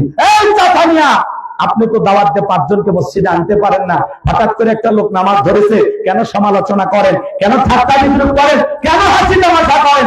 আপনার এই কথা শোনা ওই লোকটা যদি পরবর্তী থেকে আর মসজিদে না আসে, আল্লাহর কাছে কি জবাব দেবেন? রেডি থাকেন, বাতাম আপনার ফাটে ফেলে দিবে আল্লাহ। কবরে যাইতে দেরি, পিতল খাইতে দেরি হবে না। কথা বলেন না কেন? ওই লোক 2 দিন পড়বি না 2 ওয়াক্ত পড়বি, ওর ব্যাপার। পারলে দোয়া করবেন, ভালোবাসবেন যে ভাতিজা তুমি মসজিদে আসছো, দেখে দিনটা হয়ে গেছে, আল্লাহর কাছে দোয়া করি আল্লাহ যেন তোমাকে মৃত্যু পর্যন্ত 5 ওয়াক্ত নামাজ পড়ার তৌফিক দান করেন। কথা বলেন ঠিক না? আপনি দোয়া করেন ভাতিজা তুমি মসজিদে আসছো, দেখে ভালো লাগছে, আসরের নামাজের পরে একটা চা না খাওয়া এই চাচা তোমাকে বিদায় দেবে না। ভালো আছেন, বুকে টানেন, ভালো ব্যবহার করেন, আপনার উত্তম আচরণ দিয়া ওই মানুষটা যেন আপনার উপরে খুশি থাকে। আপনি কেন সমালোচনা করেন? এই দদর জানিস, এই কোন দিকে সেজদা জানিস, এটা ব্যবহার কুত্তের মতো ব্যবহার করে, এরকম লোক আছে না? নাই? আপনি খুব পণ্ডিত হয়ে গেছেন না, পারে না জানে না, লোকটাকে শিখান। কথা বোঝাইতে পারলাম? আমরা ভালোবেসে বুকে টানবো, ঘৃণা ছড়াবো না। পারবো তো ইনশাআল্লাহ। যুবক বয়সে গাড়ি অ্যাক্সিডেন্টের সমালোচনা, এই বয়সে গাড়ি দেখি বউ নিয়ে ঘুরতে গেছে, ভাবি আসসালামু আলাইকুম, সাথে সাথে খবর কি? বাড়ি থেকে বউ রাগ করে তোমার সাথে বাইরে যাওয়া যাবে কেন? আমার ভাবি আর তোমার কাছে চাচা, যে বউ নবীর সুন্নাত দাঁড়িয়ে মহব্বত করে না, ওই বউ আপনাকে 100% ভালোবাসা দিতে পারে না। কথা বলেন ঠিক কিনা? এই পৃথিবীর সকল নবীদের মুখে দাড়ি ছিল, দাড়ি হলো প্রত্যেকটা পুরুষের আসল সৌন্দর্য। এটা নবীর সুন্নাত। দাড়ি রাখলে পুরুষকে পুরুষের মতো লাগে, আর দাড়ি ছাড়া পুরুষকে মহিলারও দাড়ি নেই, পুরুষেরও দাড়ি নেই। কথা কন না কেন? দাড়ি রাখলে তো পুরুষ, আর দাড়ি ছাড়া পুরুষের মতো মনে হয় নাকি? 50-60 বছর বয়স হয়ে গেছে, চামড়া ঝরে গেছে, তারপরে সেলুনে দেখায় মারিয়ে দে, ক্লিন শেভ মারিয়ে দে। চাচা যে কায়দায় চামড়া জ্বলে গেছে, প্লাস দিয়ে টানে টেনে সেভ করা লাগে, চাচা আপনি একটু রেখে দেন, দাড়িতে ছেড়ে দেন। না, দাড়ি রাখলে চুলকায়, দাড়ি রাখলে চুলকায়। কবরে যা ফেরেশতারা চুলকানির মলম নিয়ে বসে আছে, তোর জায়গা মতো মলম লাগে দিবি। দাড়ি রাখলে চুলকায় না, শরীরে আরো জায়গায় চুলকায়, তার মানে অ্যালার্জির সমস্যা আছে, চর্ম যৌন অ্যালার্জির ডাক্তার দেখাও। কথা কন নাকি আপনারা? ডাক্তার দেখেন একটু। দাড়ি রাখলে চুলকে কে চাচা? খালি ওই জায়গাতে চুলকে না আরো জায়গায় চুলকে? শরমের কথা নাই, শরমের কথা আছে? জামাই মানে না, শাশুড়ি মানে নাই, খালি খুশুর খুশুর করে চুলকে। স্লোগান শোনেনি? চুলকে না, এটা কঠিন ব্যারাম। কথা বুঝতে পারছেন? অর্থাৎ তাড়াতাড়ি চিকিৎসা করেন, আল্লাহ হেদায়েত দান করে। বলে বললে আমি এইবার শোনেন, হাউজে কাউসারের পানি যদি রাসূলের হাতে পেতে চান, 2টি কাজ করতে হবে। 2টা আঙ্গুল তুলে বলেন তো কয়টি কাজ? জোরে বলেন কয়টি? এলাওয়াত করেন। 2টি কাজ কি? আল্লাহ তাআলা সেটা 2 নাম্বার আয়াতে জানিয়ে দিলেন। বলুন ফাসাল্লিলি রাব্বিকা ওয়ানহার। বলেন বলেন ফাসাল্লিলি রাব্বিকা ওয়ানহার। 1 নাম্বার হলো ফাসাল্লিলি রাব্বিকা, রবের উদ্দেশ্যে সালাত। নামাজ হবে একমাত্র কার জন্য? قل إن صلاتي ونسكي ومحياي ومماتي لله رب العالمين সূরা আনাম আয়াত নম্বর 162 আল্লাহ রাব্বুল আলামিন জানিয়ে দিলেন, নবী আপনি বলুন আমার নামাজ, আমার কুরবানি, আমার জীবন, আমার মরণ লিল্লাহি রাব্বিল আলামিন, আসমান জমিনের প্রতিপালকের জন্য। তাহলে মুমিন জীবনের সব ইবাদত হবে একমাত্র কার জন্য?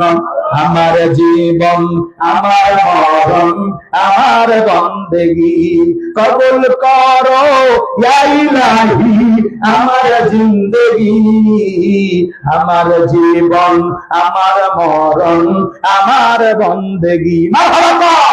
তাহলে ফাসাল্লি লিরাব্বিকা, রবের উদ্দেশ্যে চলা নামাজ হবে আল্লাহকে রাজি খুশি করার জন্য।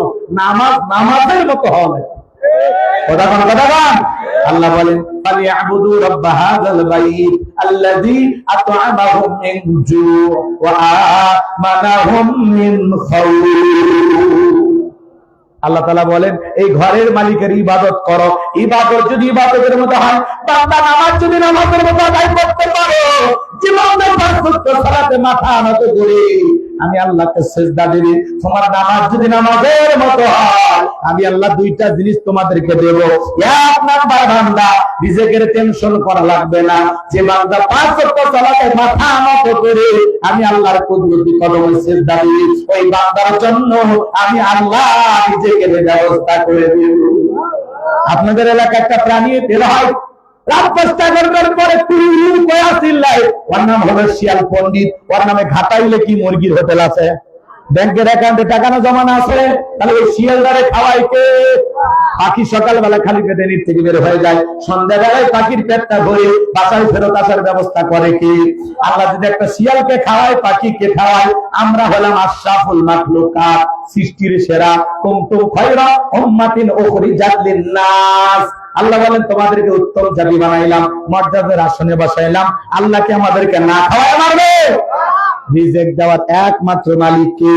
ওয়া মা মিন দাব্বাতিন ফিল আরদি ইল্লা আলাল্লাহি রিজকুহা। সূরা হুদের ভিতরে আল্লাহ পাক জানায় দিলেন এই পৃথিবীতে এমন কোন বিচরণশীল প্রাণী নাই যার রিজিকের ব্যবস্থা আমি আল্লাহ আসমান থেকে করি না। ওই আটলান্টিক মহাসমুদ্রের ৩৩,০০০ ফিট গভীরতার পানি নিচে থাকা ছোট্ট একটা প্রাণী, তার রিজিকের ব্যবস্থা আমি আল্লাহ আসমান থেকে করি। বলুন সুবহানাল্লাহ। আল্লাহ এক নাম্বার রিজিকের ব্যবস্থা করবেন, দুই নাম্বার হলো ওয়া আমানাহুম মিন খাউফ, সকল ভয় থেকে আমি আল্লাহ নিরাপত্তা দিব। সমাজে ভয় আছে না নাই? মেয়েটা কলেজে গেল একা একা ফিরবে নাকি জামাইয়ের সাথে যাবে, ভয় আছে না নাই? মেয়েটা স্কুলে গেল ভালোভাবে ফিরবে নাকি কার লালসার শিকার হবে, ভয় আছে না নাই? আপনি বিকাশের দোকানদার 2 লক্ষ টাকা নিয়ে সাগরদিঘি বাজার থেকে আপনার এই পোড়া বাসা গ্রামে আসবে, মনে মনে ভাবতেছেন আল্লাহ 2 লাখ টাকা রাত 2টা বাজে টাকা নিয়ে বাড়ি পর্যন্ত যাইতে পারবো নাকি ছিনতাইকারী চোর ডাকাতের কবলে পড়ে টাকা যান 2টায় হারাবো। আতঙ্ক আছে না নাই? ভয় আছে না নাই? চুরির ভয় আছে না? বলেন না কেন? স্বাধীনতার 54 বছর কেটে গেল, চুরি বন্ধ হয় নাই, চাঁদা বন্ধ হয় নাই, টেন্ডারবাজি বন্ধ হয় নাই, খুন ধর্ষণ বন্ধ হয় নাই। এই জমিনে আল্লাহর আইন চালু হবে না যতদিন, চুরি দুর্নীতি বন্ধ হবে না ততদিন, মানুষের থেকে তন্ত্র মন্ত্র দিয়ে সমাজের শান্তি প্রতিষ্ঠিত হবে না। ডক্টর কামালের তৈরি করা সংবিধান দিয়ে রাষ্ট্রে শান্তি প্রতিষ্ঠিত হবে না। লেনিন কার্মার্সের গণতন্ত্রের চর্চা দিয়া সমাজে শান্তি প্রতিষ্ঠিত হবে না। আমেরিকা লন্ডনের আর ভারতের বাড়ি করা দিয়ে সমাজ পরিবর্তন হবে না। এই 56,000 বর্গ মাইলে আল্লাহর আইন চালু না হওয়া পর্যন্ত শান্তি প্রতিষ্ঠিত হবে না। এই জমিনে চুরি বন্ধ হবে সেই দিন, আল্লাহর আইন দিয়া চোরের বিচার করা হবে যেই দিন।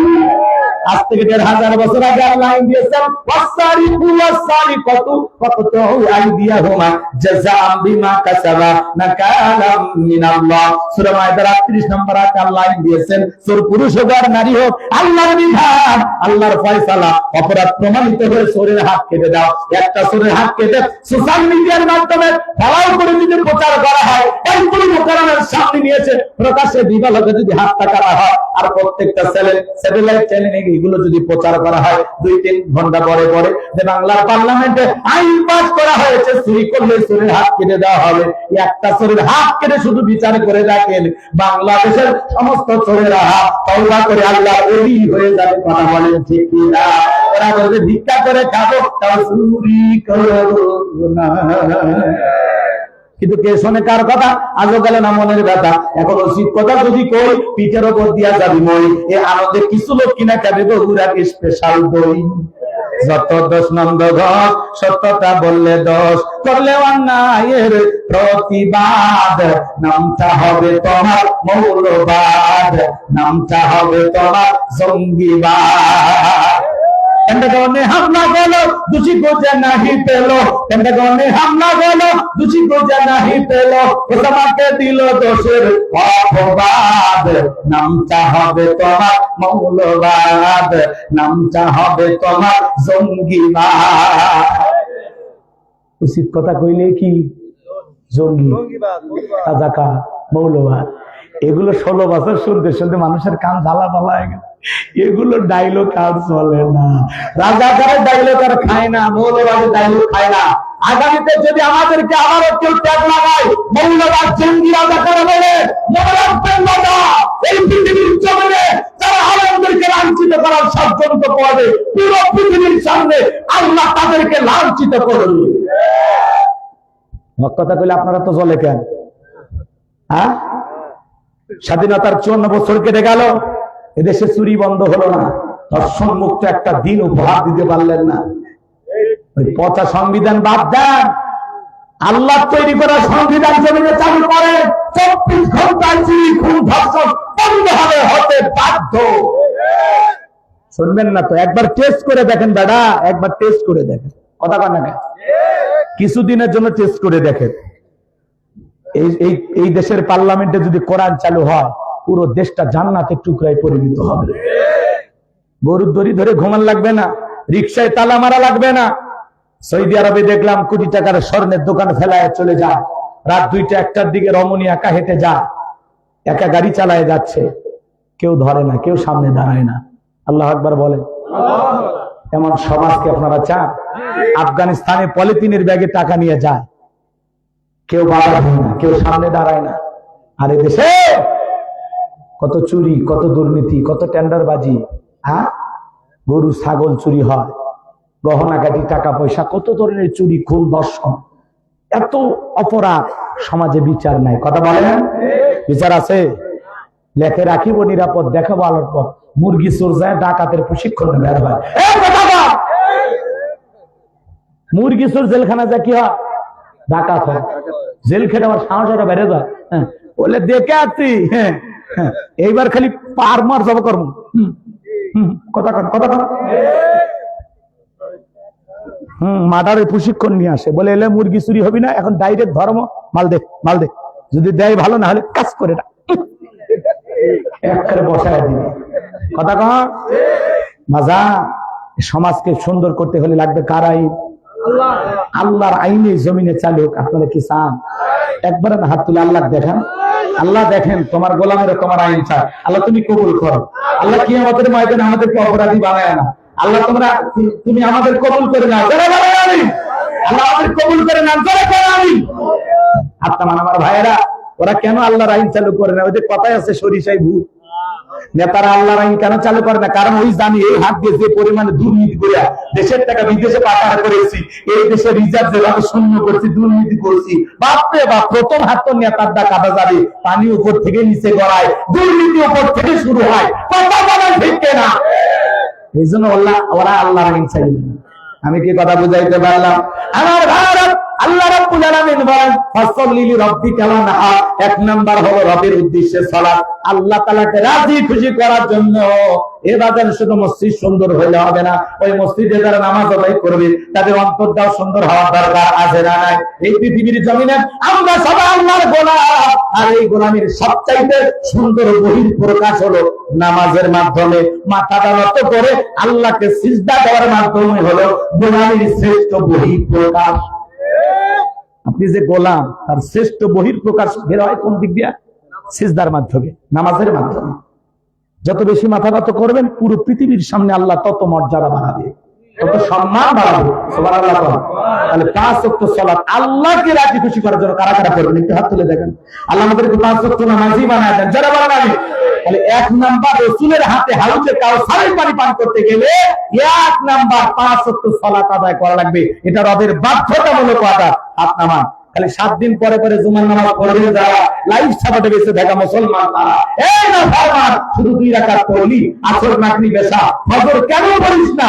বল না প্রমাণ করা যুবক, বল তুমি জুমা 2 রাকাত পড়লে যুবক, আসরে কেন আসো না? মাগরিবে কেন আসো না? এশায় ফজরে কেন আসো না?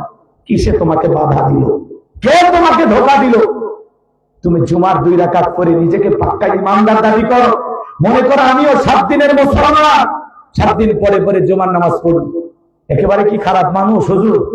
হয়তো বা নামাজটা কম পড়ি কিন্তু ইমানটা পাকা করা আছে। কি মনে করেন চাইনা টাইলস দিয়ে পাকা করছেন?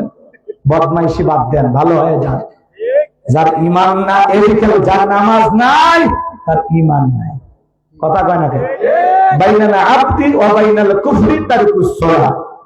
একজন ইমানদার আর একজন বেঈমানের মধ্যে পার্থক্যকারী যে জিনিস তার নাম হলো সালাত। বেঈমানের নামাজ পড়ে না, ইমানদারের নামাজ পড়ে। কথা বলেন না কেন? আপনি নামাজ না পড়ে কেমনে পাক্কা ইমানদার দাবি করেন? তার মানে শয়তান আপনাকে ধোঁকা দিয়েছে। কথা বলে নামাজ পড়বে। আল্লাহ আমাদের বুঝ দান করে। আমিন। শুধু মানুষ মরে গেলে জানাজার নামাজ না, বছরে 2 বার ঈদের নামাজ না, ভোটের আগে টুপিদারি পরে জিবরাইলের খালাতো ভাই সাজলে হবে না। ভোটের আগে কি সুন্দর টুপি দাড়ি পাঞ্জাবি লাগে, এমন কায়দা হাজির হয় মনে এই মাত্র আসমান থেকে নাজিল হয়েছে। এরাই হলো অরিজিনাল ধর্ম ব্যবসায়ী, আর আমাদেরকে ট্যাগ লাগায় আমরা নাকি ধর্ম ব্যবসায়ী।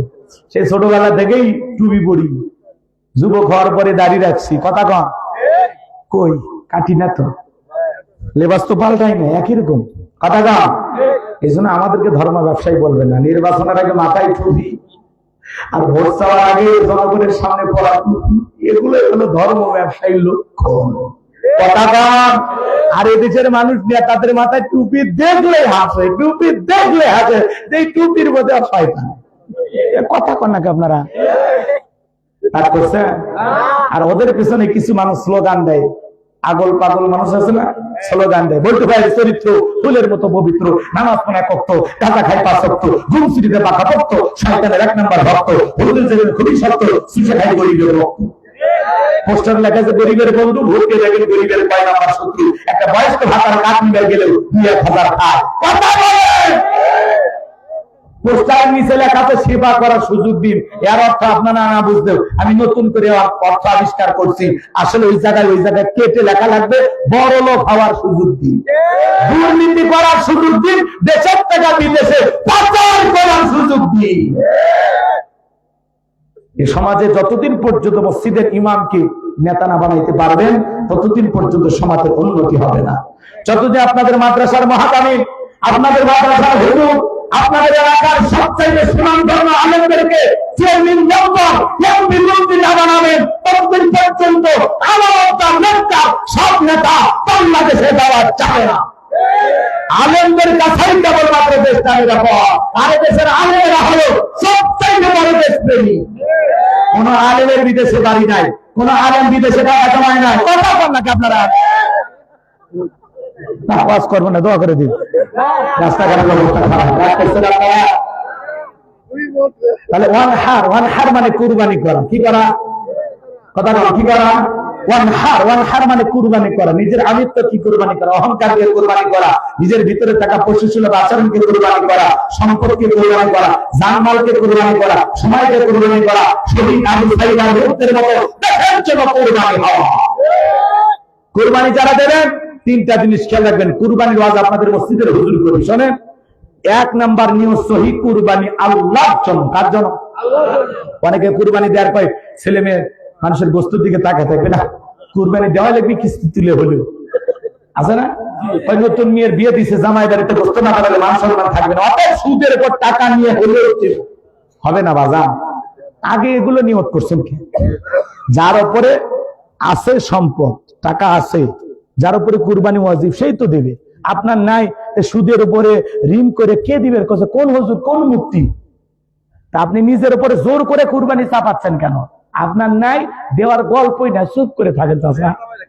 কথা বল, আপনি জোর করে নিজের উপরে অজব করে নিচ্ছেন কে যে আমার কুরবানি দেওয়াই লাগবে? তাহলে আপনার উদ্দেশ্য হলো গোস্ত খাওয়া। কি খাওয়া? এই কুরবানি আল্লাহকে খুশি করার নয়। অনেকে কুরবানি পশু কিনে নিয়ে এসে কি পরিমাণে গোস্ত হবে, সামনের গোস্ত কেমন, পিছনের গোস্ত কেমন হিসাব নিকাশ করে। আছে না? 7 জন একটা গরু ভাগে কিনে, এমন দুর্বল গরু 4 জন পিছন থেকে ঠেলে আর 3 জন সামনে থেকে টানে, যে গরুর উপরে বয়স্ক ভাতা ওয়াজিব। এমন দুর্বল গরু জবাই করলে হবে না।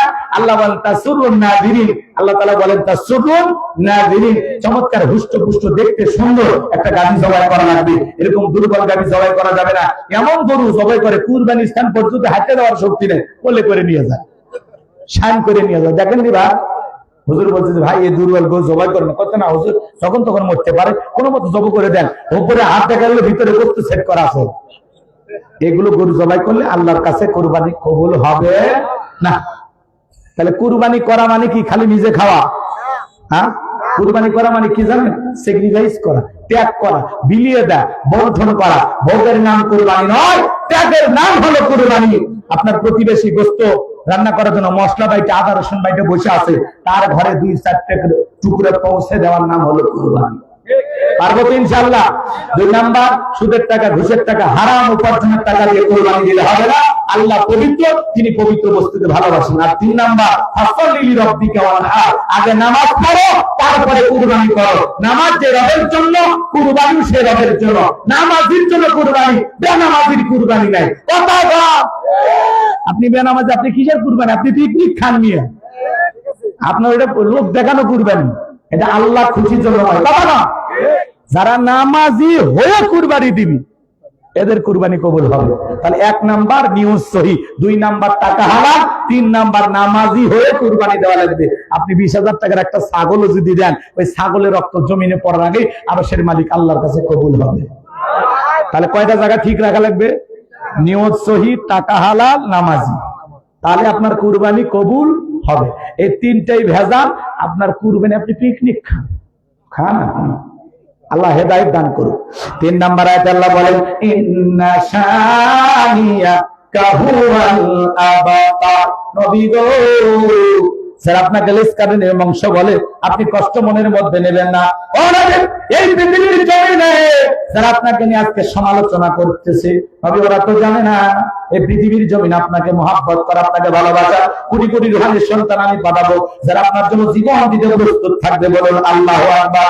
আমরা নবীজির রুহানি সন্তান, নবীজির অপমানে যদি না কাটে তোমার মন, মুসলিম নয় তুমি মুনাফিক, নবীজির দুশমন। তামাম পৃথিবীতে 700 কোটির উপরে মানুষ আছে, এর মধ্যে 200 কোটি হলো মুসলমান। ফ্রান্সের জালেমেরা যখন কার্টুন প্রদর্শন করলো, দেয়ালে দেয়ালে কার্টুন টাঙাইলো, নাকটা দেখা করে মুখে একটা দাড়ি লাগায়া পড়েনি মুহাম্মদ, জোরে করে নাউজুবিল্লাহ। আমার নবীকে দেখতে কার্টুনের মতো। এই পৃথিবীর সবচেয়ে সুন্দর মানুষটির নাম মুহাম্মদ রাসূলুল্লাহ সাল্লাল্লাহু আলাইহি সাল্লাম, যে নবীর চরিত্রের সার্টিফিকেট আল্লাহ দিয়া বলেন ওয়া ইন্নাকা লাআলা খুলুকিন আযীম। আল্লাহ দেখে বলেন নবী গো, আপনি হলেন পুত্র পবিত্র, মহান চরিত্রের অধিকারী। আযীম আরবিতে এমন একটি শব্দ যার গভীরতা মাপা যায় না। যে নবী 63 বছরের জিন্দেগিতে মিথ্যা কথা বলেন নাই, এমন বিশ্ব রেকর্ড পৃথিবীর আর কোন নেতার আছে? জীবনে কখনো তুমি মিথ্যে বলনি, তাই তো তোমার পেতে কাঁদেই ধরনি। মারহাবা কর। এই যুবক, মেসি নেইমারের মতো চুলের কাটিং দাও,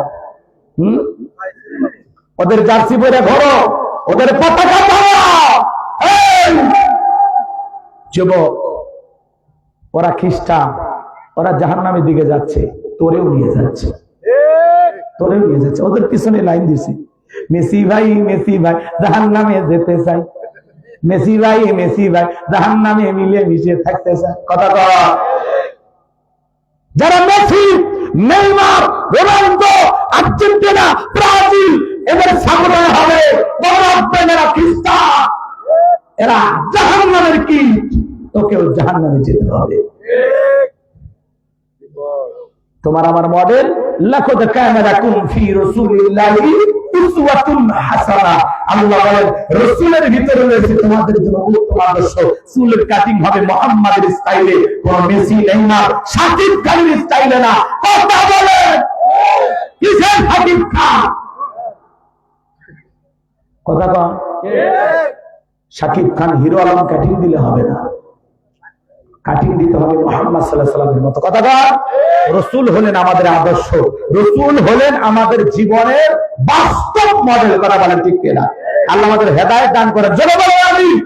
সেই নবীকে গালি দিয়েছিল ওলীদ বিন মুগীরা, অকাট্য ভাষায় নবীকে গালি দেয়। আল্লাহ আয়াত নাযিল করে বলেন ওকুল্লিম বাদা যালিকা জালিম। নবী গো, এই ওলীদ বিন মুগীরা হলো পিতৃ পরিচয়হীন যার সন্তান, আর জন্মে ঠিক নাই, একটা বাচ্চা।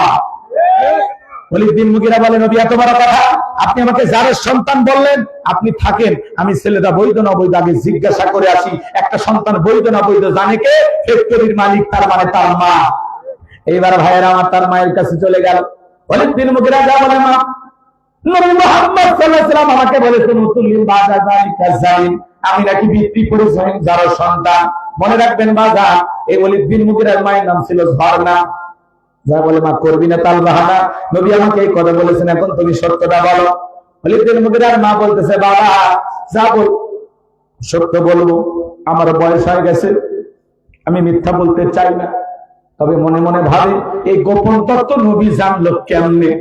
নবী তো জানতেন না, নবীকে জানিয়ে দিয়েছেন তিনি কে। ওলীদ বিন মুগীরার মা বলতেছে বাবা রে, তোর বাবা ব্যবসা বাণিজ্যের কাজে এতটাই ব্যস্ত থাকতো, তোর বাবা ব্যবসা করে টাকা আসেনি, কিন্তু তোর মায়ের মন বোঝে না। কথায় আসে না, সে যে কেন আসে না কিছু ভালো লাগে না, এবার আসুক তারে আমি মজা দেখাবো। দেখবেন ভাইয়েরা যখন বিদেশে থাকে, এলাকার কিছু দুষ্ট দেবর থাকে, এরা ভাবি 2000 স্লোগান দেয়, ভাবি ভাইয়া তোমার বর, আমি যে দেবর, ভেবে দেখো ভাবি কার কত দাবি, ভাই গেছে মালয়েশিয়ায়, আমি তো দেশে আসি। সুযোগ পাইলে ভাবির দরজায় স্লোগান দেয়, ভাবি আপনার যে চেহারা দেখে মনে হয় না যে আপনার বিয়ে হয়েছে। এই বদমাই, বিয়ে না হলে ভাবি ডেকলি খায়। কথা বলা আছে না? ভাবি হলো মডার্ন ভাবি, ডিজিটাল ভাবি, এগুলো শুনে এনজয় করে আর বলে দেব তুমি শুধু আমার রূপের প্রশংসা করো। তোমার ভাই তো বলে না ওই দেবর বদমাইশ, ভাবি হলো ডবল বদমাইশ, দুটাই খারাপ। কথা কম না? কিন্তু ভাবি যদি হাফেজা হইতো, আলেমা হইতো, অন্তরে যদি আল্লাহর ভয় থাকতো, কোরআনের মহাব্বত যদি থাকতো, আল্লাহর পরকালের আযাবের ভয় যদি থাকতো, দেখে বলতো কুল্লিল মুমিনিনা ইয়াগুদ্দু মিন আবসারিহিম। আল্লাহ বলেছেন মুমিন পুরুষের দৃষ্টি থাকবে নিচের দিকে। আমাকে দেখার অধিকার তোর ভাইয়ের আছে, তোর জন্য আমাকে দেখা জায়েজ না, ঘর থেকে বের হয়ে যা। কিন্তু এগুলো ডিজিটাল ভাবি, কয় সাথে দেওয়ার রে গাছে চড়িয়া দুই খান জল পাইপ পাইরা দিয়ে। কথা কান এরকম ডিজিটাল ভাবে আছে না? এজন্য মা আপনাদের আওয়াজ শুনতেছে না? দুইটা পুরুষ হইলে দূরে থাকবে, একটা হলো দেবর আর একটা দুলা ভাই। এরা হলো মৃত্যু তুল্য, বিষাক্ত সাপের চাইতেও ভয়ঙ্কর। এই দেশে অধিকাংশ ফ্যামিলিতে অশান্তি হয়ে থাকে এই দুইটা পুরুষের কারণে। হাজারো মা বোন গোপনে নির্যাতন জুলুমের শিকার হয়, বুক ফুটে বলতে পারে না। মাঝে মাঝে দেখেন না, দেবর কিনে ভাবি উধাও, শালিক না দুলা ভাইয়ের নেটওয়ার্ক বিজি আছে না? না, মাঝে মাঝে মামিকে নিয়ে ভাগিনে উঠাও, চাচির সাথে ভাতিজার গভীর প্রেম সমাজে চলতেছে না? এই সমাজকে ধ্বংস করা এক নাম্বার অস্ত্র, তার নাম হলো মোবাইল। এই মোবাইলের ওজন কম, কিন্তু মোবাইলের মাধ্যমে পাপের ওজন অনেক বেশি। রাতের আধারে আপনার ছেলে মেয়ে জানালা দরজা লাগায়া একা একা কম্বলের ভিতরে মোবাইলে ভিডিও দেখতেছে উল্টা পাল্টা, আপনি টেরি পান না।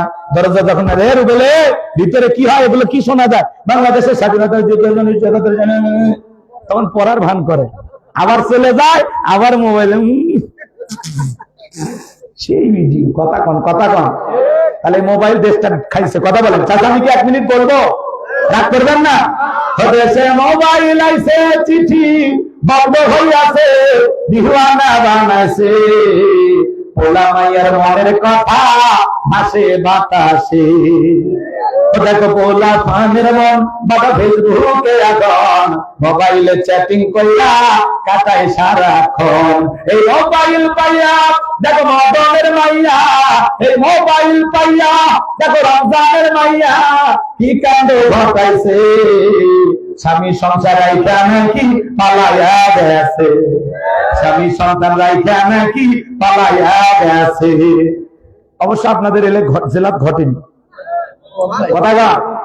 যে নারী স্বামী রেখে সন্তান রেখে আর একটা পরপুরুষের হাত ধরে পালিয়ে যায়, ওটা নারী না, ওটা নারী জাতির কলঙ্ক, বিশ্বাসঘাতক ডাইনি কান্নাগিরি রাক্ষসী মহিলা, চরিত্রহীন নারী। কথা কন কেমনি পারলি মা স্বামী রেখে সন্তান রাইখা আর একটা পরপুরুষের হাত ধরতে কেমনি পারলি? আখেরাতের ভয় নাই, আল্লাহর ভয় নাই, তোর লোক সমাজে লজ্জার ভয় নাই। এই নারী তুমি কেমনে পারো এত বহুরূপী হতে? একটা পুরুষকে রাইখা আর একটা পুরুষের দিকে কেমনে তাকাও? তোর একটু লজ্জা হয় না? এই হাজারো পরিবার পরকীয়ার অভিশাপে ধ্বংস হয়ে যাচ্ছে। শুধু নারী দায়ী না, পুরুষও দায়ী, পুরুষও সমান দায়ী। এ যুবক, তোমার স্ত্রীর সাথে যদি কেউ পরকীয়া প্রেম করে মাইনে নেবা? তোমার মা বোনের সাথে পরকীয়া প্রেম করলে মানবা? মানবা না তো। তুমি যে নারীর সাথে পরকীয়া প্রেম করো ওটা তো কারো না কারো স্ত্রী, কারো না কারো মেয়ে, কারো না কারো মা। এই ছেলে কেমনে তাকাস? তোর বইয়ের সাথে দিবি পরকীয়া প্রেম করতে? দিবি? তুই অন্যের বইয়ের দিক তাকাস কেন? এটা মুসলিম ভাইয়ের হক, এটা তার স্ত্রী, তার অধিকার আছে। ওই দিক তোর নজর কেমনে গেল? রেডি থাক জাহান্নামের শাস্তি ভোগ করার জন্য, রেডি থাক। কপাল পোড়া বেয়াদব ছেলে কোথাকার। সমাজে কত নারী আছে গরিব, বিয়ে হয় না। হ্যাঁ, যা বিয়ে কর, দায়িত্ব নে, আল্লাহ খুশি হবে। কত গরিব বিধবা অসহায় স্বামী পরিত্যক্তা 2-3টা বাচ্চা নিয়ে জীবন চলে না, দেখতে সুন্দরী, যা বিয়ে কর, দায়িত্ব নে, আল্লাহ খুশি হবে। তুমি ওই জায়গায় যাবা না, তুমি আলগা খোঁজো। শয়তান ছেলে কোথাকার। ভালো হয়ে যা যুবক, তোরা ভালো হয়ে যা। কথা কর। এই গোলাম রব্বানির কথাগুলো শুনতে খারাপ, কিন্তু যেদিন পিটানি খাবি কবরে যায় পরকালে, সেই দিন মনে পড়বে আরে হুজুর এত শক্ত করে কইছিল, তাও আমি পাল্টাই নাই। কথা কন। আয় নরম করে বলি, ময়না আয়, তোদের দুটো পা গায়ে দে, আমি তোদের পা ধরে বলে যাই, বিবাহের আগে কোন ধরনের অবৈধ প্রেম ভালোবাসা করা যাবে না, কোন নারীর দিকে তাকানো যাবে না। চোখের হেফাজত করতে হবে, যৌবনের হেফাজত করতে হবে। ওয়াল্লাযীনা হুম লিফুরুজিহিম হাফিজুন। নিজের যৌবনটাকে সংযত রাখো, কন্ট্রোল করো। তোমার যত ভালোবাসা, আবেগ, প্রেম সব তোমার হালাল স্ত্রীর জন্য কবুল করে। যে রাবিয়া, যে জুলেখা, যে মুমিনা, যে আমেনা, যে রমাইকে ঘরে তুলবা, তার জন্য তোমার পবিত্র প্রেম, পবিত্র ভালোবাসা, সব ভালোবাসা হালাল স্ত্রীর জন্য কবুল কইলা। না দিয়া যারে বিয়ে করছি, আমার সব প্রেম আমার স্ত্রীর জন্য। আমি আমার স্ত্রীকে ভালোবাসবো, কলিজার দিয়ে ভালোবাসবো, বুকের ভিতরে আগলায় রাখবো, কাউরে দেখতে দিব না। কথা কও। আর মফিজ বিয়ে করছে সুন্দরী বউ, মাথা ঠিক নেই, মোটর সাইকেলে বউ তুলে বিউটি পার্লারের সাজ দিয়ে এলাকা ঘুরে বেড়ায়। মানুষ কই ভাতিজা পিছনে চিনতেছেন না, এটা পূর্ণিমার চাঁদ। ওরে বিয়ে করে তো আমার ছিল সাত, পেয়েছি আমার বউকে, একা দেখবো কেন? এলাকার মানুষের কি হক না? কি শয়তান ছেলে আছে না? আল্লাহ হেদায়েত দান করুক। অনেক কথা বলার ছিল বাজার, আসলে আমি চাইছিলাম 11টা শেষ করতে, 11:30 বেজে গেছে, আমাদেরকে একটু যেতে হবে। চলাচল রাস্তাটা খুব বেশি নিরাপদ না, অনিরাপদ। এই জন্য যতটুকু আলোচনা করেছে, আপনারা কি কষ্ট পাইছেন? আর একটা নেশা, মরণ নেশা, টিকটক ভিডিও। ওদের দেখলেন না, ময়মনসিংহ এর কন্টেন্ট ক্রিয়েটার ফানি ভিডিও বানায়, আল আমিন আগুনের ভিতরে ভিডিও বানাইছে। আরে ওই আগুনের ভিডিও বানাইতে গিয়ে আগুনের সাইজ করে দিচ্ছে। আরে আগুন কি ছাড়ে? আগুন কি তামাশা করা জিনিস? আগুন যারে ধরে পুরে ছাই করে। আজকে সেই ছেলেটা জান যায় যায় অবস্থা, বাঁচবে কিনা মরবে আল্লাহ ভালো জানে। ও ফানি ভিডিও বানায়, টিকটক ভিডিও বানায়। কিছু কিছু নারী, ওই যে কয়েকদিন আগে ঢাকা শহরে এক নারী ছাদের উপরে টিকটক ভিডিও বানাইতে গিয়া বিদ্যুতের তার, ও নিজে একটা কারেন্ট আর একটা কারেন্টের তার সাথে ঝুলছে, ও মনে করে আমারে ছেড়ে দিবে, আমারই মনে হয় ভাই বোন। কিন্তু কারেন্টের তার কি ছাড়ে না? যেই ধরছে নারীরে পুড়ে গলায় গলায় নিচে গলায় দিচ্ছে। বিদ্যুৎ পৃষ্ঠ হয়ে মুহূর্তের মধ্যে জ্বলে পুড়ে, কি ভয়াবহ দৃশ্য, পুড়ে যাওয়ার দৃশ্য পটপট করতেছে, পুড়ে যাচ্ছে। মানুষ দেখেছে, বাঁচানোর কারো ক্ষমতা হয় না।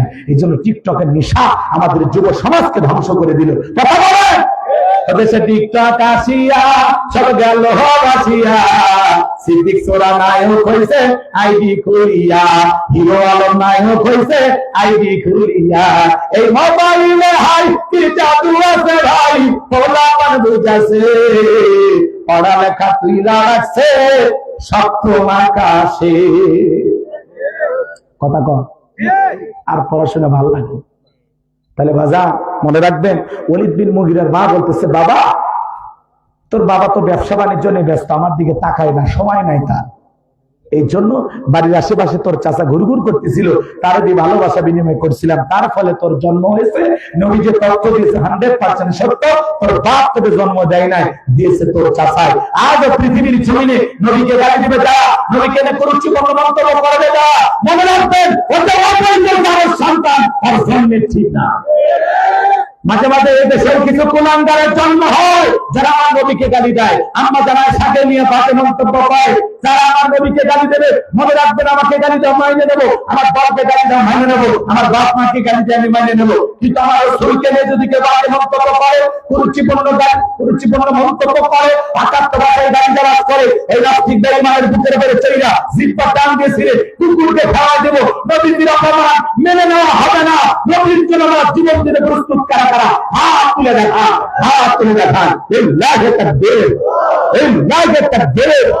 আল্লাহ কবুল করেন। বিশ্ব নবীর অপমান সইবে না রে মুসলমান। ওই যে এক দাউল আবুল হোসেন সরকার, আর জিহ্বা কাটা দরকার, আল্লাহকে নিয়ে কথা বলেছেন বাজে ভাষায়, আমার আল্লাহর সম্মানকে ছোট করে অসম্ভব বাজে মন্তব্য করেছেন।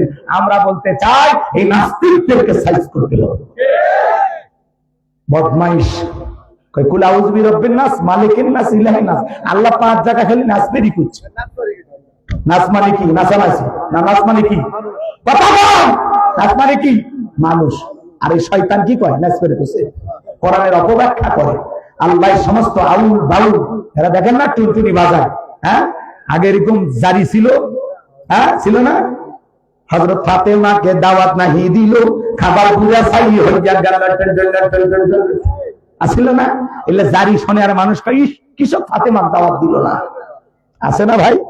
এই বাউলেরা কিছু উদ্ভাত কাল্পনিক গল্প ছড়াইছে। তো আলিফের নিচে নোক্তা ছিল, ওটা বাউক দিয়া আলিফ খালি হয়েছে, মানে আলিফের নিচে নোক্তা ছিল, ওটা বাকে দিয়া আলিফ খালি হয়ে গেছে। কি শয়তানি, আছে না নাই? ওরাই তো ডুবি তবলে এক জায়গায় হইয়া উল্টা পাল্টা হয়ে নারী পুরুষ একত্রে, দেখেন না? ভাই এসকের আগুন জ্বালাইয়া দে মুর্শিদ আমার অন্তরে, আতা কর না কেন? হ্যাঁ দেখেন না?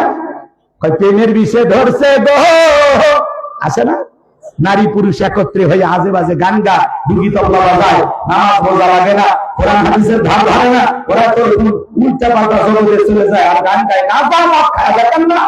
সবকিছু ছাড়িয়া পড়া বাবার চরণ ধরা, আয়না বাসায় গেছে তো কলবের ভিতর পাহাড়ে, এমন কায়দায় কলব থাকতে মাসে মানে কলব ফেটে গেছে। কথা গান আছে না নাই? মনের আলো বড় আলো, বাইরের আলো নিতে ভালো, মনের কথা বড় কথা, বাইরের কথা খুলে ভালো, আছে না নাই?